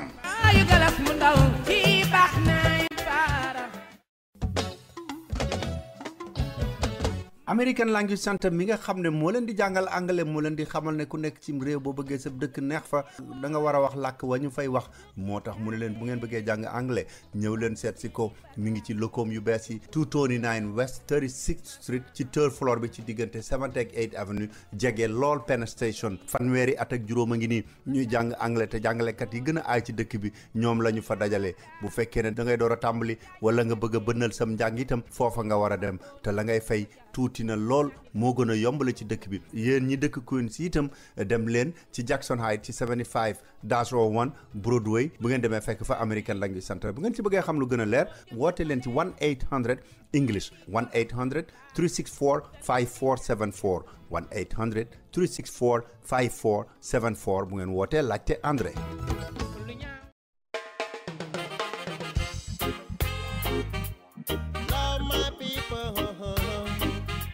City White Car Repair bu ngeen ko gëjee dégg xam ngeen ne buy dellu si lu neex la leen di indi City White Car Repair nee na dellu si leen change fa seen oil 6 times 7 times bi daf leen koy jox free casserole oil moom nga bëgg a def $26 lay doon mobile ak shell bu mu ci mën a doon moom itam $23 rek lay doon bu dee motorcraft $26 bu dee motorcraft oil bi filtre bi nga xam ne moom ngay def itam $2 extra rek moom nga ciy def bu ngeen amee seen Lincoln Town Car bëgg a jënd pneu ñeenti pneu yi mi ngi leen koy jaayee $300 rek mu leen xamal ne itam day di réparer léegi Toyota Camry brand oil bi ngeen bëgg ci cenc bi itam dana leen ko defal ci $30 kon nag bu ngeen bëggee defar lu seen oto wala ngeen bëgg a jënd pneu dem leen ci City White Car Repair mi ngi nekk ci 250 East 137th Street ci Bronx ci diggante 3rd Avenue on Ryder téléphone 718-401-2959 718-401-2959 waa mais seen waa Thiès yéen it kaso ba nekk seen dëkk ba xaw ma am na VIP wala déedéet mais gars parce que gars yi nee nañ boo moytul ñeneen yi ñëw dana ci bari ñooñ foofa lañ jëm de. waaw kasob kees day mag bi daam man mos naa fa dem di xool doon visiter wala di seet ay nit ak sax am na jamono boo xam ne ni dañu fa doon organiser lu demee ni ki ay championnat nawetaan pour woyofal ñi nga xam ne bi ñoom lañ fa tegoon loxo seen nekk foofee ca kaso bi mais li wóor mooy am na fa foo xam ne ni war mën nañ fa def VIP mooy fu demee ni ki rek fi nga xam ne bi foofu la ñu defoon Cheikh Béthio ba mu fa demee ndax foofu dafa nekk benn néeg bu mag boo xam ne ni dafa takk ak li nga xam ne bi moom mooy infirmerie nga xam ne ki fa ne bu génnee toog ci bunt bi day jàkkaarloo ak li nga xam ne bii mooy cour prison bi muy benn cour bu yaatu day mën a xool ba nga xam ne ni bëtam dana yegg ca bunt ba fa ñuy ubbi wala ca maago gi nga xam ne bii moo ànd ak mbaar mi nga xam ne ñi ñëw di seet si seen ay mbokk yoo xam ne dañ leen teg ci dañ leen teg loxo caabi féete leen ginnaaw suuf mbaar moomu la ñuy toog di waxtaan mooy maanaam seen benn espèce de genre parloir du parloir comme parloir u kaso yi nga xam ne bii moo nekk ci seen réew moomu yéen nga xam ne ni dañ koy seetaan ci film yi mais fii moom parloir bi dafa nekk rek ci suuf benn mbaar moo xam ne ni foofu la nit ñi nekk ba tax na nag te it xam nga comme Thiès sorewul Dakar diggante bi juróom-ñaar fukki kilomètres donc la dañuy jàpp ne képp koo xam ne ni denc nañ la fa it bu la procureur soxlaa mën nañ laa dugal oto yóbbu la rapidement mu gis la wala moom procureur sax spécial mën naa solowu dàllam ñëw fekk si la foofu wala waa commission d'instruction bi en tout cas ku ñu teg Thiès bu ñu la bëggee gis du am benn jafe-jafe moo xam nga fekk si leen wala ñoom ñu fekki la. waaw Pape lu mat a laaj la ndaxte gars yi ñoom dafa mel ne yemaguñu ci liste bi ñu yoroon ñu ne Lamine Faye fi mu nekk nii mi nekkoon garde du corps président Ablaye Wade di setam moom it yónnee nañ ko convocation. waaw non xam nga gars yi dañuy lijjanti dama la wax ne daam baabu gars yi nee nañu képp koo xam ne ni sa loxo takk na ci mbir mi danañu la woo dékk la ay nopp bu ñu la dékkee ay nopp boo indee ay firnde yu leer ñu bala nga wéy bu fekkee ne bii nag li nga lay xel mënu koo nangu wala nopp mënu koo dégg ñu jëflante ko yow ba looloo tax nag Lamine Faye mi nga xam ne ni sët la ci Ablaye Wade nekkoon garde du corps moom yónnee nañu ko convocation parce que xam nga Lamine Faye jamono yëpp ci génn ba mu fi bëggee dem France fekk maam ji nga xam ne ni mooy garde du corps bi xawoon na am jafe-jafe sax ba mujj gars yi ne noonu nañ ko bàyyi mu dem mais tey jii bàyyi mu dem boobu nag yónnee nañu ko convocation ci lu leer xam nañu ne convocation bi jot na ko léegi kay ndax dana wuyu si wala du wuyu si loolu mooy laaj bi ak tamit ndax bu dee du wuyu si am nañu sañ-sañu bind mandat d'arrêt ndax xam nga diggante Sénégal ak France convention yooyu accords yi dox na ci diggante ñaar réew yi pour ay mandat d'arrêt ak yu ni mel mais dañuy laaj kay ndax dana ñëw ci coobare boppam wala dafay xaar ba ñu naan nañu ko jëlee yooyu lu mën a am li ci kanam taw li gës nañu xaar rek. waaw dafa mel ne yëf yi jeexagul sax parce que am na ñeneen ñu ñuy romandaat ni itam bu moytul sax danañ leen tudd bañ ciy tudd ku mel ne Mbacke yu fay ba ñu ne fi mu nekk am na ñu bari ñoo xam ne lu ñu mën ñu ngi koy def ngir ñu bañ ko cee boole. waaw parce que xam nga daan dañuy wax naan fi mu nekk nii tey jii képp koo xam ne nii ñu ngi la doon tudd ci dossier yooyu ànd ak toog sa sago wala boog sa xel daratul ndax xam nga bu ñu demee ba jàpp Karim Wade mi nga xam ne bii doom la ci Abdoulaye Wade mi nekkoon président de la République bu Sénégal kon dañuy wax naan xëy na amul keneen koo xam ne nii war ngaa mën a mucc ci mbir yi ndax ñu ngi wax sax naan même Abdoulaye Wade bi ñu jàppee doom bi moom mer na lool parce que naan ndax Macky Sall moom moo war a mën a dem bay teg loxo ki nga xam ne bii mooy doom naka noonu Mbacke yu fay mi nga xam ne nii moom ngay tudd léegi ñu ngi wax naan turam jógoon na lu bari ci dossier yi mais tey jii dafa mel ni dañu réeral dossier bi wala daal dañuy xaw a yéexal jëm ci dossier bi parce que ñu ngi wax naan am na benn mbokkam boo xam ne nii magistrat la bu nekk ci tribunal bi nga xam ne nii moom mooy toppatoo mbir yooyu mais tamit ñu ngi wax naan comme Mbacke yu fay moom mooy représentant xalif général kul murid ci Dakar ñu ngi wax naan est-ce que bi ñu jéem a jaaree foofu moom tamit pour jéem a xool ni ñu arrangé ay mbiram wala jéem ko woyofal parce que ñu bari dañuy wax naan Mbacke yu fay daal dafa mel ni tuddatuñu ko bu baax ci mbir yi mais nag tey jii ñu ngi wax tamit ku demee ni ki Ndeye Khady Diop mi nekkoon jëwriñ ci gouvernement Abdoulaye Wade di wax te ñuy wax moom tamit lekkoon na lu jege 7 milliards ñu doon ko fi tudd ngawtee mel na ni kenn waxatul ay mbiram am na ñuy jéem wax sax naan xëy na loolu boo ko gisee mbokk gu dox digganteem ak ki li Mimi Touré di jëwriñ yi ñu dénk mbirum yoon ba parce que dañuy wax naan Mimi Touré ak ki nga xamante ni moo di Ndeye Khady Diop ay jël lañu mais daal loo ci mën a dégg daam baabu mooy képp koo xam ne ni sa tur takk na ci mbir mi tey jii yaa ngi yéeg di wàcc wala sax am na ñoo xam ne ni ñu ngi wax naan ñoom ci maaman yi la ñuy dem maanaam borom kaala yi borom kursi mbaa borom bëjjin pour jéem a mucc parce que leer na leen ne léegi gars yi caaxaanatuñu ba tax na daal ku ci nekk fépp foo yaakaar rek wallu wala fépp foo yaakaar cëslaay wala fépp foo yaakaar ndimbal yaa ngi fay ruur sa bopp ndax nga mën a mucc. waaw Pape xanaa li ñuy wax naan géttu gëleem bu rëccee mburtu muy daw ci gannaaw kër gi kenn du ko dégg Thierno Ousmane Sy moom it mi ngi doon ñaan ñu génnewaat ko waaye tribunal bi nee na ko da ngay toog ci kaso bi de. waaw xam nga Thierno Ousmane Sy ndeysaan mi ngi doon jéem a lijjanti mbir moomu mais booy xool mbiru Karim Wade bi moo tax sax ñu dem ba loolee moom itamit daanaka coow lu presque kenn yëgu ko mais Thierno Ousmane Sy moom bi nga xamee ne bii jàpp nañu ko dafa daal di bindi defar ab dossier moom ak ay avocat am ñu daal di koy déposé fi nga xamee ne bii mooy ci waa chambre d'accusation bu cour d'appel parce que daal dañuy jéem a indi ay firnde yu wane ne daal comme moom président de la république la doon liggéeyal waruñoo mën a wëlbatiku di ko topp ci ay mbir yu demee noonu jéem a indi seeni layaka ay défier waaye daal li nga xamee ne bii moom mooy li wóor mooy ni nga xamee ne bii noonu la doyen des juges d'instruction bañee woon ay mbiram noonu la chambre d'accusation bu cour d'appel daal di bañee ay mbiram ba tax na daal li nga xamee ne bii daf ko doon bëgg ñu teggi ko topp yi nga xamee ne bii moom la ñu ko doon topp dañu ko bañ yàlla tere kay li jëm ci mbiri bàyyi nëga di moom Thierno Ousmane Sy nee nañu ko daal toogal ci kaso bi fii ak yoon di li jëm ci say mbir ay mbiram nag moom bu ñu ko toppee mooy nee na ñu dafa luubal alal yoo xam ne ni alalu mbooloo la maanaam daal ay deniers publics xam nga nag loolu moom li ci yoon wax moom mooy fay ba mu mot nga soog mën a demander liberté provisoire maanaam bàyyi nëga juku te itamit fay ba mu mot boobu du tee dinañu la atte mais nag comme joxewul lu toll ci fukki milliards ak juróom yi nga xam ne bii moom la ñu koy topp mais dafa am jéem a seet rek ay poche ndol yoo xam ne war nañ cee mën a jaar ndax jegeñaale bu mu jegeñaale woon président de la république ndax moom la doon liggéeyal loolu nag moom yoon lànk na ko won ko ne daal foofu mënuñu faa sukkandiku pour wàcc la wala indi benn yéwénal ci sa dossier. waaw kon li ñuy mujjee ci mbir moomu xanaa mooy benn député bu ñu wax Ousseynou Faye nee na loolu yëpp sax moom wax ko ku fi sàccati xaalisu réew mi daal même buñ la attee ba nga fay ko mbaa ñu tëj la ba nga génn it nañu ne dootoo liggéey la te buur mukk. waaw Ousseynou Faye de moom loolu la bëgg nee na moom daal dafa bëgg mbir yi ñu jaarale ko ci yoon mooy lan dafay tekki ne rek képp koo xam ne nii tegati nañu la loxo jëm ci mbiru yoon ci xaalis boo xam ne nii dañ ko luubal maanaam détournement de deniers publics yow lépp loo xam ne nii mandat électif la moo xam lu ñuy wote ak yu ñu demee yow nañu la ci génne set bi la ci ni weñ mu daana ci soow bu ko defee dootoo ci mën a bokk fenn yow ilaa yow mi diini dootoo wut dootoo laaj dootuñu la dénk dootoo falu dootuñu la fal yow da ngay dem toogee nekkay di lijjanti bi yeneen mais mbiru société bi wala réew mi ni muy doxee moom dootoo ci bokk loolu mooy li nga xam ne bi moom la bëgg nee na daal assemblée nationale nañu seet loolu ni mu gën a gaawee ñu lijjanti ko mu féetee boor bu ko defee ñu jàll ci leneen. waaw at ndikul bu mujj bi ma ñëwaat. ayca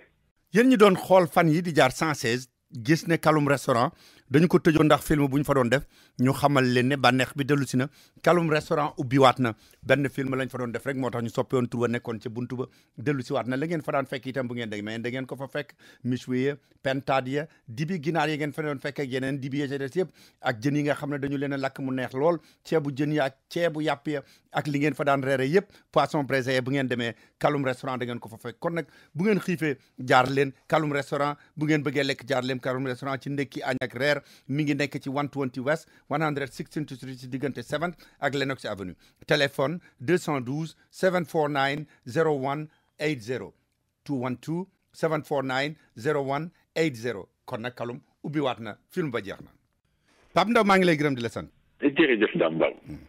ba tey bokki wax nañ leen ne suñu mbokk Abibou Mbaye defal nañu ëpp tënk ci li nga xam ne mooy xew-xew bi am ci Boston ba amoon ci lu mat ñetti nit ñu ci faatu woon ba ñu jàppoon kenn ci ñoom sëñ Abibou dina leen wax ne sax kenn ki moo faatu waaye ci mujj gi bi ñu daataan dugg ci studio bi wax nañu ne keneen ki sax jàpp nañu ko mooy rakk ji ndax ca mag ji moo faatu woon kon nag ñu bàyyi leen sëñ Abibou Mbaye.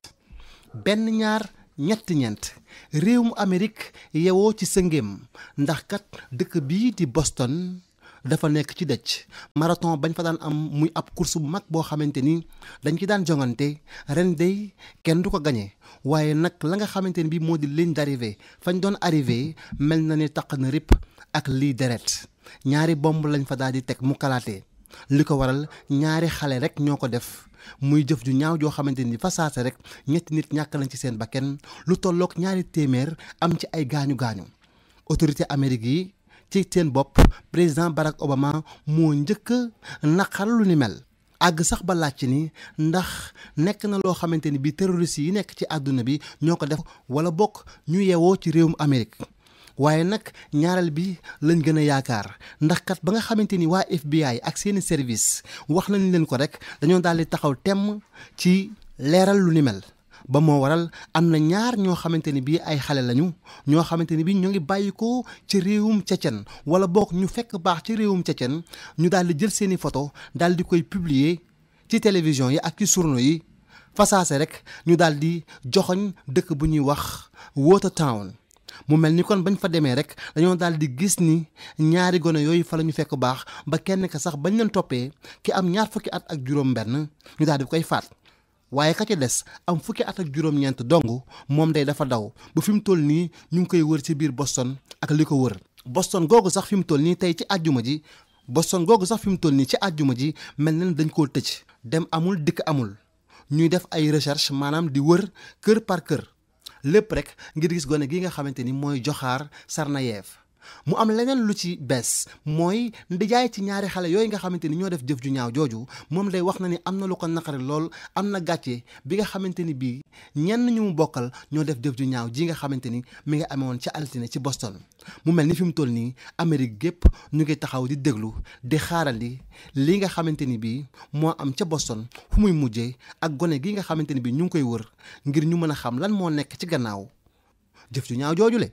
kon nag mbokk yi li ñu daal di def rek mooy ñëw ak yéen ci lu jëm ci yëgle yi balaa ñuy ñëw ak yéen ci mbiru immigration yi nga xam ne waxtaan nañ ci. Serigne Bassirou Lo Ale Aram yàlla dogal na ñi ko yittewoo mi ngi ci këram Serigne Bassirou Lo Ale Aram mi ngi nekk ci 2955 8th Avenue ci corner 155th Street appartement 19B bell number 0046 téléphone Serigne Bassirou Lo Ale Aram mi ngi nekk 212 283 4141 283 4141. kon jàpp leen ko téléphone Serigne Bassirou Lo Ale Aram mi ngi nekk 212 283 41 41. ñoo ngi jégalu kat dañu leen wax ne Serigne Bassirou Lo Ale Aram mi ngi ci këram waxoon nañ leen ko ci njàlbeen gi répété waat ko waaye dafa yàlla def na Serigne Bassirou Lo Ale Aram suba lay ñëw incha allah fii ci Amérique. gannaaw loolu itam nu bàyyi leen ak sunu mbokk Sidi Babou ndaxte dafa am yëgle bu am solo boo xam ne mi ngi jóge ci waa PDS mu doon leen ko jottali. daam ñoo ngi lay nuyu di nuyu militants yi PDS yi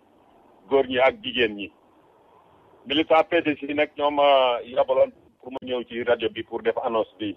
dañu am meeting bu ñu dimanche 8h fii ci New Harlem Car Service ci bees bi ñu woo nag militant yi militantes yi góor ñi ak jigéen ñi mag ñi ak ndaw ñi dañ fay waxtaane nag am na solo trop bu ñu sañoon képp ku sopp PDS nga ñëw ci ci ndaje mi parce que dañu am solo lañ koy waxtaanee parce que dañu bëgg a def benn marche talaata pour jàkkaarloog pour Macky Sall ak nguuram ñi nga xam ne dañoo tële te bëgg a tas suñu parti kon nag ñoo ngi leen di woo yéen ñëpp waa PDS yëpp góor ñi ak jigéen bu ko kenn wute jërë ngeen jëf xam naa kon ba dimanche ak jàmm. adresse bi mi ngi nekk 2134 8th Avenue 115th Street heure bi mi ngi nekk 8h PM loolu mooy heure bi ñu woo ñëpp jërëjëf daam merci. ba tey itam ñi ngi yëgle ne ñi bawoo ci département wu Malem Hodar ca Sénégal ñi ngi leen di yëgal réunion bu mag boo xam ne dañu koy def ci talaata di fanweeri fan ci weeru avril wi nga xam ne moom la ñu jëm ñi ngi koy defee ci Leland Avenue ci Bronx ci first floor ba bu juróom-ñetti waxtu ci ngoon jotee la ñu fay waxtaane nag mooy dafa am terrain yoo xam ne maire ba daf koo jox ñi nga xam ne ñoo jóge ci département wu Malem Hodar te ñu nekk fii ci biir Amérique ñu fas koo yéene tudde cité ressortissant Malem Hodar ya nekk ca Amérique ñu fas yéene nag danañ fa waxtaane itam lu jëm ci case de santé bi nga xam ne Médina Fass dañ koo am waa Belgique may leen ko ñu yóbbu fa médecin ñuy seet ba xam nu ñuy def salaire médecin boobu nu ñuy def ba mën ko yor ku ci bëgg a xam lu gën a leer itam mën naa woote ci 917 841 1074 wala ci 347 748 6027 wala ci 917 302 1921 communiqué bi mi ngi jóge ci président bi Ousmane Gueye bu ressortissant Malem Hodar ak ci Talaka ak ci Alaaji Ka ak Malick Gueye ak Tidiane Mbow lii itam mi ngi jógee ci Alaaji Ibu Thiam bu President of United Gambian Association muy fàttali bokk yépp ne seen general meeting bi ñuy def every third Sunday of every month ñu ngi ko fas yéene def ci Sunday bii di ñëw mi ngi am nag ci 5 ba 7 PM adresse bi ñu koy defee mooy 2006 Worcester Avenue ci Iman Community Center bi ñu ngi fay woo members yëpp nag ku ci bëgg a xam lu gën a leer mën naa woo Alaaji Ibu Thiam ci 646 639 9444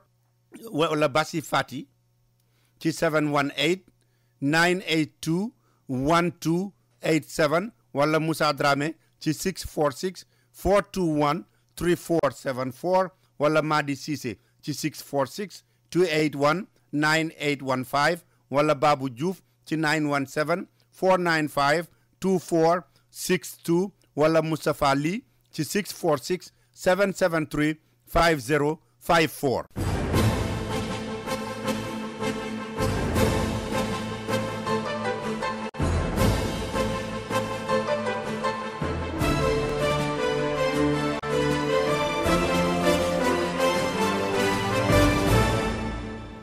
mbokk yi kon niñ leen ko waxee rek ci njalbeen gi dañuy dellu seeg yéen ci lu jëm ci mbiri immigration yi nga xam ne moom la ñu doon waxtaanee fi mu nekk ni ñu ngi déglu ba xam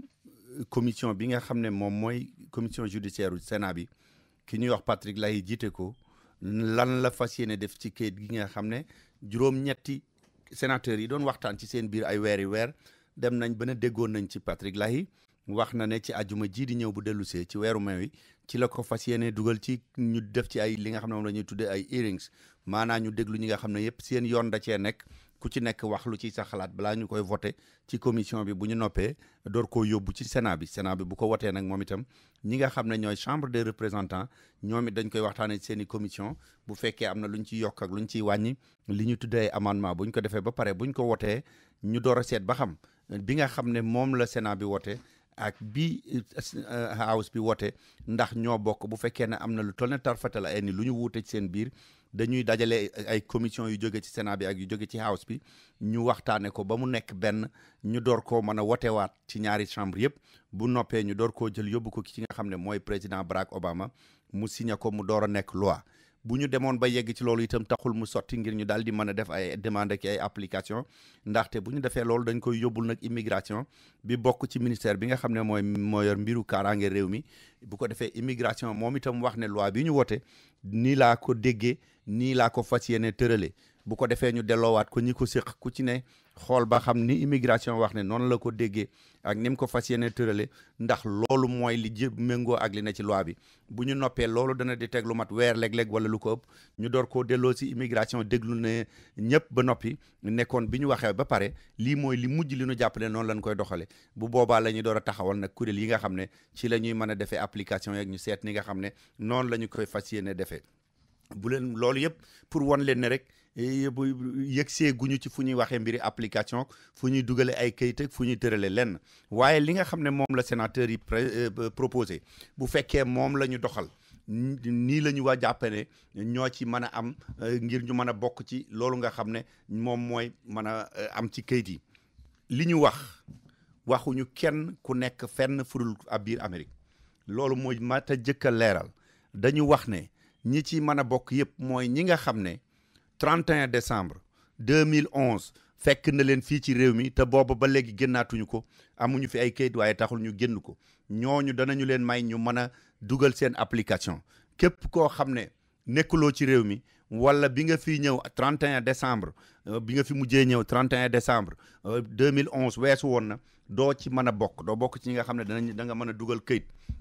bu fekkee ne nii ñu ko proposé ñoom noonu la ñu ko tërale itam mën nañu jàpp ne li ñu jiital ci seen i soxla mooy dig wi nekk seen digganteeg Mexico nuñ koy ñage ba nit dootu fa mën a tee bëtt di dugg si ci biir réew mi ndax jàpp nañu ne fukki million ak benn yi fi nekk ci réew mi te amul ñu fi ay kayit ñi ci ëpp ci dig woowu la ñu jaaree ba ñëw donc sénateur yi wax nañu ne danañ jël liñ ci soxla yépp ngir taxawal dig woowu ba mu dëgër ñàkk ko ba mu fatt taraj ba du jaare fa dugg dootul yomb beneen bi itam dañu ne buñ ca yeggee kon ni ma leen ko waxee fukki million ak benn yooyu liñ leen di wax mooy danañu seetaat ndax ay naka la ñu def ba taxes yi weesu naka lañ ko war a fayee waaye loolu déggoo wuñ ci seen biir ñi ngi koy waxtaane jàppaguñu ndax dañuy seet nangami at lañ lay wax wala da nga doon liggéey place sàngam fayuloo woon ay taxes wala boog loolu yëpp déggoo guñ ci ndax nee nañu dafa compliqué lool seen biir dafa jafee xam ndaxte ba ñuy demee ba di ko seet seen biir dañuy gis ne ndekete sax boo moytuwul ARS ci boppam li mu ameel ay immigré yu amul kayit ci xaalis bu mu leen waroon a fay muy taxe retourne ñoo xam ne kayitu jàmbur la ñuy liggéeyee wala ñuy liggéey social sécurité boo xam ne ñoo ko lijjanti woon du bu baax ak yooyu xaalis bi leen ARS ameel dafa bari moo tax mbiru taxe yi moom mën a guñ leen ci wax lenn ne nii lañ koy defee danañ wax nañu daal danañu seet ku war a fayaat taxe ñu fay loola ko waaye xamaguñu ñaata la ñuy laaj wala naka lañ koy defee loolu moom bu yëgsee guñ ci waaye teewul nee nañu danañu laaj amende bi nag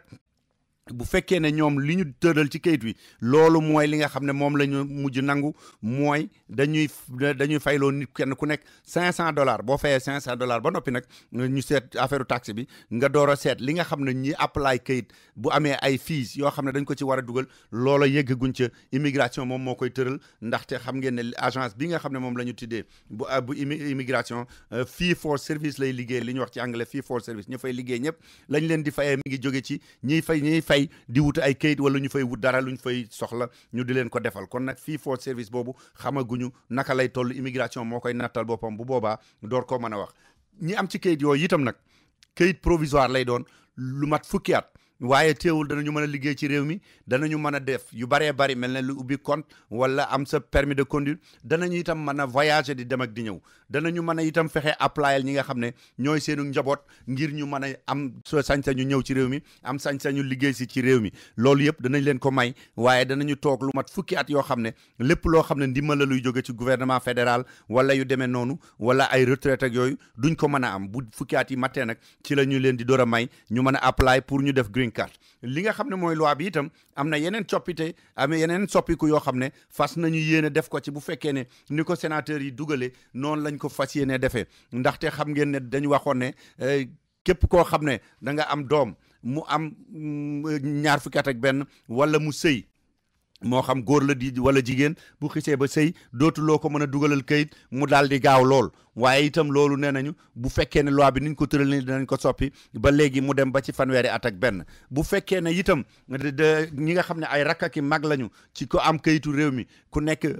citizen wala nga am green card dañ koy def first préférence maanaam mu mel ne sa jabar ak sa doom ndaxte buñ ko seetloo li ñu doon wax mooy ku am green card first préférence boobu day yàgg lool waaye léegi dañu bëgg bu fekkee ne li ñu proposé da jàll na kon léegi green card bi daanaka mook passeport bi ñooy daal di yem danañ ko soppi moom itam loolu itam ci nga xam ne yu ñu fas yéene soppi la loo xam ne dana yokk yërmande ji bu fekkee ne niñ ko waxee ñoom noonu lañ ko nangoo mooy li ñuy wax judicial discretion maanaam loi bi dafa wax ne léegi nii ci jamono yi ñuy nekk nangam ak nangam ak nangam rek moo tax juge bu naroon génn nit man koo yërëm waaye dañu ne bu boobaa danañu delloowaat juge yi may leen ne nañu seet rek ci seen xelum bopp ndax lu baree bari duñ leen ko ko sasatine il faut ñu gis ko door a mën a may nit ki yërmande ñu seet ba xam ndax danañu mën a may nit ki yërmande wala déet waaye itam bu ñu demee ba ci green card boobu ñu wax nit ki yegg fa ci fukki at nee nañu danañu ko laajaat $1000 mu door a yokkaat ci fii yi nga xam ne daf ko war a fay waaye loolu yëg seeguñu ci kon mbokk yi daal li nga xam ne moom laa bëgg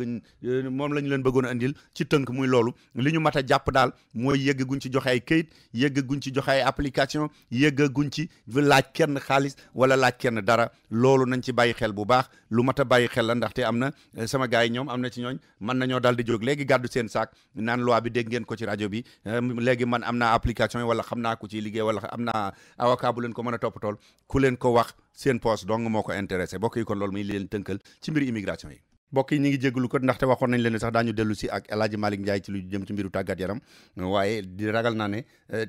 duñu ko may temps bi kon nag ñi ngi leen di wax ba altine ak jàmm